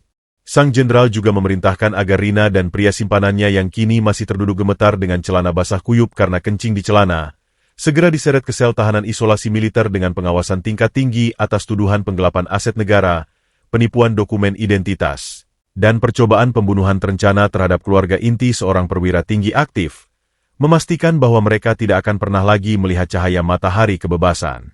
Mendengar rentetan pasal mematikan yang diucapkan tanpa keraguan sedikitpun tersebut, sisa-sisa kewarasan Doni seketika meledak berkeping-keping. Pria berjas abu-abu yang tadinya begitu congkak menindas anak kecil lumpuh di jalanan itu, kini meraung ketakutan. Ia mencoba bangkit berdiri dan berlari menembus barikade pasukan, menjerit histeris bahwa ia hanyalah korban tipu daya Rina dan tidak tahu apa-apa soal penyiksaan Bintang. Namun, sebelum kakinya sempat melangkah sejauh 1 meter, 2 orang prajurit komando bertubuh raksasa melesat dengan kecepatan kilat, membanting tubuh Doni ke atas aspal panas dengan sangat kasar. Suara tulang bahu yang bergeser terdengar nyaring, disusul oleh erangan kesakitan yang memilukan. Kedua tangan Doni ditarik paksa ke punggungnya secara brutal. Suara gemerincing logam dingin yang beradu terdengar amat tajam saat sepasang borgol baja industri terkunci rapat di pergelangan tangannya, mengakhiri selamanya masa kejayaan palsu dari seorang lintah darat berjas mewah yang berani bermain api dengan keluarga seorang jenderal besar. Di saat yang bersamaan, seorang prajurit polisi militer melangkah tanpa emosi mendekati Rina, dengan kasar menarik lengan wanita itu yang dipenuhi gelang emas palsu untuk dibelakangkan ke punggung. Borgol baja mengunci pergelangan tangan Rina dengan bunyi klik yang memekakan telinga, menjadi lonceng kematian bagi kehidupan glamornya yang penuh kepalsuan. Ratusan warga yang menonton eksekusi tersebut bersorak-sorai dalam hati, merasakan kepuasan emosional yang luar biasa saat melihat keadilan akhirnya ditegakkan dengan cara yang sangat brutal namun elegan. Rina terus meronta dan menangis histeris saat tubuhnya diseret tanpa ampun menuju ke belakang salah satu truk taktis baja yang gelap gulita, sementara pandangan mata Lang Arya Bima telah sepenuhnya berpaling darinya, kembali memusatkan seluruh jiwa dan raganya pada sosok mungil yang sedang terbaring lemah menanti kehangatan abadi seorang ayah. Suara rintihan histeris Rina dan raungan keputusasaan Doni yang menyerah kalah perlahan-lahan menghilang, ditelan oleh deru mesin baja truk taktis militer yang membawa sepasang pengkhianat itu menuju kegelapan jeruji besi tanpa ampun. Alun-alun kota yang beberapa menit lalu menjadi panggung teater penyiksaan paling kejam bagi seorang bocah tak berdosa, kini mendadak berubah menjadi arena suci yang diisolasi ketat oleh ratusan prajurit komando bersenjata lengkap. Pasukan baret merah itu berdiri mematung membentuk pagar betis berlapis, mengarahkan laras senapan mereka keluar lingkaran untuk memastikan tidak ada satupun kilat kamera atau pasang mata warga yang berani merekam kerapuhan panglima mereka. Angin kencang dari baling-baling helikopter medis yang perlahan turun merendah di sisi utara alun-alun menerbangkan debu-debu aspal terakhir, seolah semesta sedang menyapu bersih panggung itu dari kotoran sisa-sisa kejahatan duniawi. Di pusat pusaran lingkaran baja pelindung yang dibentuk oleh pasukannya yang setia, Brigadir Jenderal Arya Bima sepenuhnya melepaskan dan mengabaikan segala atribut wibawa, protokol kehormatan, dan kebesaran pangkatnya. Sosok raksasa penakluk ratusan medan tempur berdarah itu menjatuhkan kedua lututnya dengan keras membentur paving blok bersimbah darah, tak mempedulikan celana taktisnya ternoda genangan lumpur kotor, memusatkan seluruh sisa kewarasannya pada sesosok tubuh kurus kecil yang meringkuk memprihatinkan di atas aspal panas. Tangan raksasa Arya yang biasanya begitu kokoh tak tergoyahkan saat mencengkeram gagang senapan mesin berat, kini bergetar luar biasa hebat bak daun kering yang diamuk badai monsun. Dengan kelembutan tingkat tinggi yang terasa sangat kontras dengan postur tubuhnya yang beringas dan ototnya yang sekeras baja, ia menyusupkan sebelah lengannya di bawah tengkuk bintang, sementara tangannya yang lain dengan kehati-hatian tingkat dewa memeluk pinggang mungil putranya yang nyaris hanya menyisakan deretan tulang rusuk berbalut kulit pucat pasi. Hati sang jenderal baja itu hancur-hancur berkeping-keping. Rasanya seakan organ jantungnya sedang diremas pelan-pelan oleh ribuan tangan berduri tajam saat matanya yang setajam elang menyapu setiap inci tubuh darah dagingnya. Ia menyaksikan dengan mata kepalanya sendiri visual kehancuran yang tak pernah ia temui di medan perang manapun. Kaos oblong kumal yang berbau asam keringat dan kotoran selokan, kulit telapak kaki bintang yang melepuh hancur terbakar aspal jalanan, luka robek kebiruan di sudut bibir mungilnya, dan pemandangan paling menyayat hati adalah lubang mengerikan di punggung tangan kiri bintang yang dagingnya terkoyak dan masih terus merembeskan cairan darah kental akibat tusukan mematikan sepatu hak tinggi ibu tirinya. Air mata penyesalan yang selama puluhan tahun tak pernah berhasil ditembus oleh siksaan fisik paling kejam dari musuh, kini tumpah menderas tanpa bisa dibendung, jatuh berderai membasahi pipinya yang kotor oleh debu polusi, dan menetes tepat mendarat ke atas dahi bintang yang sedang mendidih dibakar demam. Dalam rengkuhan dada bidang sang ayah, sisa-sisa rasa dingin yang membekukan tulang perlahan merayap keluar dari tubuh bintang, digantikan oleh gelombang kehangatan absolut yang telah berbulan-bulan hilang dari hidupnya. Bau amis darah segar dan polusi knalpot yang menyesakkan hidung perlahan-lahan tergantikan oleh sebuah aroma maskulin yang sangat suci, magis, dan menenangkan. Perpaduan khas antara wangi getah pinus, keringat perjuangan, dan minyak peluma senjata baja pelindung yang merasuk ke dalam memori masa kecilnya. Kelopak mata mungil bintang yang membengkak ungu dan berkerak oleh sisa debu perlahan bergetar hebat, mencoba melawan rasa perih dan silau cahaya matahari sore untuk terbuka sedikit demi sedikit. Pandangannya yang masih berkabut dan buram perlahan menangkap siluet nyata dari rahang tegas yang sangat ia rindukan. Wajah sang pahlawan tak terkalahkan yang selalu menghiasi ilusi dan mimpi-mimpi sedihnya saat meringkuk kedinginan di bawah kolong jembatan. Dengan bibir pecah-pecah yang bergetar menahan isak tangis tertahan, Bintang mengangkat sisa tenaga di tangan kanannya yang gemetar kotor, menyentuh pelan brewok kasar di pipi ayahnya untuk memastikan bahwa ini bukanlah halusinasi di ambang kematian. Bocah malang itu merintih parau dengan suara yang begitu lemah dan menyayat hati, memanggil ayahnya dengan sebutan papa, menanyakan dengan lugu apakah ia akhirnya sudah mati akibat rasa lapar dan kini sedang menyusul ayahnya ke surga. Karena pelukan ini terasa sangat hangat dan tidak ada lagi orang jahat yang memukulinya atau memaksanya menjilat sisa makanan kotor dari atas lantai marmer.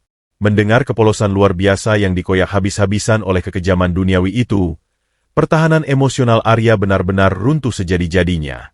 Sang jenderal menunduk dalam, merengkuh kepala mungil bintang ke ceruk lehernya, mendekap putranya begitu erat seolah ia sedang menantang malaikat maut untuk berani mencoba merenggut nyawa anak itu dari tangannya. Sambil menangis terseduh-seduh dan mengusap helaian rambut lepek bintang dengan sentuhan selembut kapas surgawi, Arya mencium pucuk kepala putranya berulang-ulang kali, berusaha menyalurkan seluruh sisa nyawa, energi, dan kekuatan tempur yang ia miliki ke dalam nadi putranya. Dengan suara bariton yang bergetar pecah, parau karena menahan beban kepedihan dosa masa lalu yang tak tertanggungkan, sang jenderal berbisik tepat di telinga putranya, bersumpah demi penguasa langit dan bumi bahwa ini semua nyata, bahwa papa telah kembali dengan selamat membawa kemenangan, dan bintang masih bernapas kuat di alam dunia dalam pelukannya. Arya memohon ampunan yang tak terhingga sambil menciumi tangan putranya yang berdarah, menyesali keterlambatannya yang membiarkan jagoan kecilnya bertahan sendirian di dalam sangkar iblis berwujud ibu tiri. Ia mengucapkan janji dengan ikrar darah bahwa mulai detik ini dan seterusnya, kelaparan, rasa sakit, dan aspal panas tidak akan pernah lagi menyentuh kulit sucinya, dan barang siapapun manusia yang berani menatap bintang dengan tatapan merendahkan, akan berhadapan langsung dengan lara senapan dan kemurkaan mutlaknya yang akan menghapus eksistensi mereka dari muka bumi. Di belakang mereka, kolonel berpita jasa yang setia memimpin pasukan melangkah pelan mendekati pusat alun-alun, diikuti oleh tim paramedis elit militer yang membawa tandu darurat berteknologi tinggi lengkap dengan tabung oksigen dan peralatan transfusi darah. Beberapa dokter tentara yang terbiasa melihat kematian tampak mengusap air mata mereka dalam diam, tak kuasa menyaksikan momen reuni emosional dari komandan yang paling mereka segani. Namun, saat dua orang tenaga medis berbaju hazmat hijau mencoba mengulurkan tangan untuk memindahkan tubuh ringkih bintang ke atas tandu, Arya menepis pelan tangan mereka dengan tatapan protektif bak seekor naga emas yang menolak melepaskan pusaka termahalnya dari cengkeraman. Sang jenderal perlahan bangkit berdiri membelah udara sore dengan sangat hati-hati, memposisikan tubuh bintang dalam gendongannya seakan ia sedang memboyong sebuah kristal mahkota paling rapuh di semesta raya. Kepala bintang bersandar nyaman menyusup di dada bidang ayahnya, mendengarkan irama detak jantung kokoh yang memompa jaminan rasa aman absolut, perlahan-lahan memejamkan matanya kembali dengan seulas senyum lega yang akhirnya mekar tulus menutupi segala rasa sakit fisik di sekujur tubuhnya. Langkah tegap sepatu boot militer Arya yang berbalut debu kini berderap mantap melintasi alun-alun, membelah barisan ratusan prajurit yang serentak memberikan penghormatan senjata paripurna di sepanjang sisinya, berjalan tegap lurus menuju helikopter udara yang baling-balingnya telah berputar kencang, siap menerbangkan mereka jauh meninggalkan neraka jalanan yang fana, menuju awal baru dari sebuah istana kebahagiaan yang telah lama dirampas. Fajar baru menyingsing, membiaskan semburat cahaya keemasan yang menembus celah-celah dinding anyaman bambu berlubang di sebuah gubuk reot di pinggiran rel kereta api. Di atas dipan kayu beralaskan tikar pandan tipis yang sudah koyak, Bei Minah terbaring lemah menahan rasa ngilu yang meremukan tulang punggungnya. Sisa-sisa memar kebiruan akibat tendangan brutal preman suruhan Doni 2 hari lalu masih tercetak jelas di kulit rentanya, membuat setiap tarikan napasnya terasa seperti sayatan sembilu. Perutnya berbunyi nyaring menyuarakan kelaparan yang pedih, mengingat setengah potong roti tawar terakhir yang ia miliki telah ia suapkan ke mulut bintang siang itu. Namun, meski tubuhnya dihancurkan oleh kemiskinan dan rasa sakit, tak ada secercah pun penyesalan di mata tuanya. Ia terus merapalkan doa-doa suci dalam keheningan, memohon kepada Sang Pencipta agar malaikat kecil yang ia tolong di trotoar jalanan itu diberikan keselamatan. Tiba-tiba, getaran hebat merambat melalui permukaan tanah, disusul deru mesin kendaraan berat yang memecah kesunyian kawasan kumuh tersebut. 3 unit mobil jeep taktis militer berwarna hijau mengkilap berhenti tepat di depan gubuk reotnya, membuat para tetangga pemulung keluar berhamburan dengan wajah pucat pasi. Pintu mobil komando terbuka, dan turunlah sosok pria jangkung beraura dewa perang. Kali ini, Brigadir Jenderal Arya Bima tidak lagi mengenakan jaket kulit lusuh berbau debu aspal. Ia tampil gagah perkasa dalam balutan seragam dinas harian militer berwarna hijau zaitun yang disetrika tanpa celah, dihiasi jajaran pita tanda jasa berkilauan di dada kirinya, dan bintang emas kehormatan yang menyilaukan mata bertengger angkuh di kerahnya. Langkah sepatu larsnya yang disemir mengkilap melangkah mantap menapaki jalanan tanah becek, tak mempedulikan kotoran yang menempel, lurus menuju pintu gubuk Bei Minah. Begitu sang jenderal melangkah masuk dan melihat kondisi wanita tua renta yang telah mengorbankan nyawa demi putranya, pertahanan emosionalnya kembali runtuh. Tanpa mempedulikan pangkat kebesarannya atau tatapan takjub dari para pasukannya yang berjaga di luar, Sang Jenderal Bintang 1 itu menjatuhkan kedua lututnya ke lantai tanah liat yang lembab, menundukkan kepalanya dalam-dalam di hadapan Bei Minah. Ia meraih telapak tangan keriput dan kasar milik wanita tua itu, menciumnya dengan penuh takzim layaknya mencium tangan ibunda kandungnya sendiri. Dengan suara bariton yang bergetar dipenuhi rasa syukur tak terhingga, Arya berucap bahwa wanita berhati malaikat ini telah menyelamatkan seluruh dunianya, dan mulai detik ini, kemiskinan serta penderitaan tidak akan pernah lagi berani menyentuh sehelai pun rambut di kepala Bei Minah. Sebelum Bei Minah yang masih kebingungan dan gemetar ketakutan mampu mencerna apa yang sedang terjadi, seorang ajudan militer berpangkat kapten melangkah maju membawa sebuah koper perak berisi dokumen resmi. Arya membuka koper tersebut dan menyerahkan sebuah sertifikat rumah mewah lengkap dengan perabotannya di kawasan asri, sebuah buku tabungan pensiun seumur hidup dengan saldo miliaran rupiah yang dijamin langsung oleh institusinya, serta fasilitas jaminan kesehatan tingkat VVIP di Rumah Sakit Militer Pusat untuk merawat tulang punggungnya yang cedera. Sang Jenderal bersumpah dengan ikrar darah bahwa selama jantungnya masih berdetak, Bei Minah akan diangkat menjadi ibu kehormatan bagi keluarganya, dan Bintang akan memanggilnya sebagai nenek untuk selamanya. Tangisan haru meledak dari bibir kering Bei Minah. Ia bersujud syukur mencium lantai tanah gubuknya, menyadari bahwa ketulusannya menolong seorang anak gembel di jalanan ternyata telah mendatangkan balasan rezeki dari langit yang mengubah total nasibnya dari lumpur kehinaan menuju singgasana kemuliaan.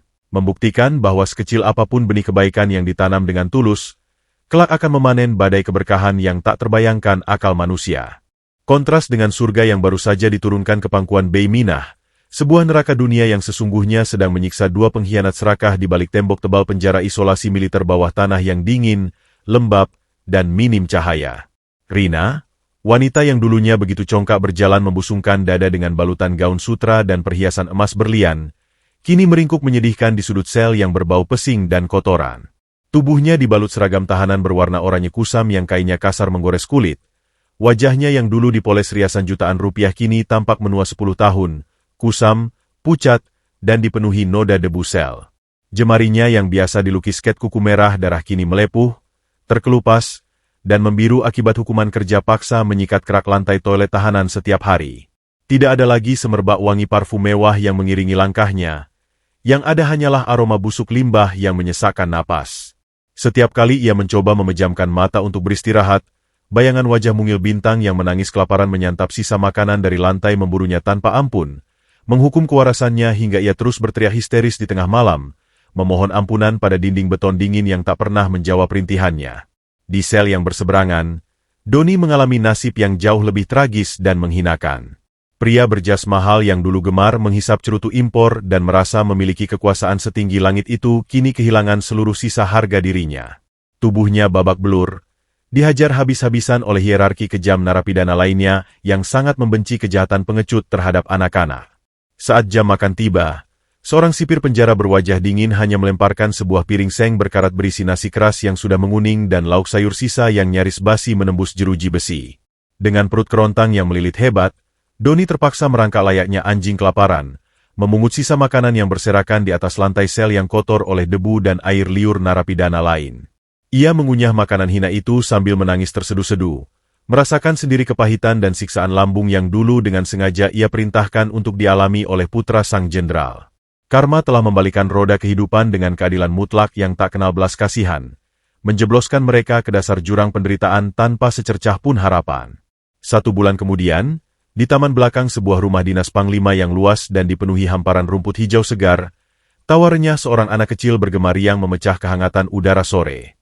Bintang, yang kini telah pulih sepenuhnya, pipinya kembali berisi dan merona sehat, tampak berlarian mengejar kupu-kupu sambil mengenakan seragam loreng kamuflase versi anak-anak yang dijahit khusus untuknya.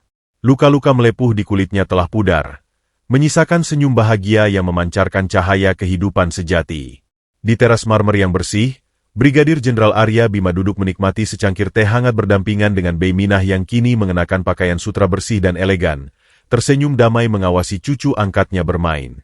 Arya menatap langit sore yang jernih, meresapi sebuah pelajaran hidup terdalam bahwa roda takdir bergerak dalam rahasia semesta yang absolut. Jangan pernah menilai martabat seseorang dari pakaian lusuhnya, karena seringkali berlian paling murni bersembunyi di balik tumpukan debu jalanan yang paling hina. Keangkuhan dan keserakahan yang dibangun di atas air mata orang yang lemah hanya akan mengundang badai kehancuran yang menyapu bersih segalanya tanpa sisa. Pada akhirnya, kekuatan tertinggi dari seorang manusia bukanlah diukur dari seberapa besar pangkat yang ia miliki, melainkan dari seberapa tulus tangannya bersedia turun ke lumpur terdalam untuk mengangkat mereka yang tertindas menuju cahaya keadilan yang abadi.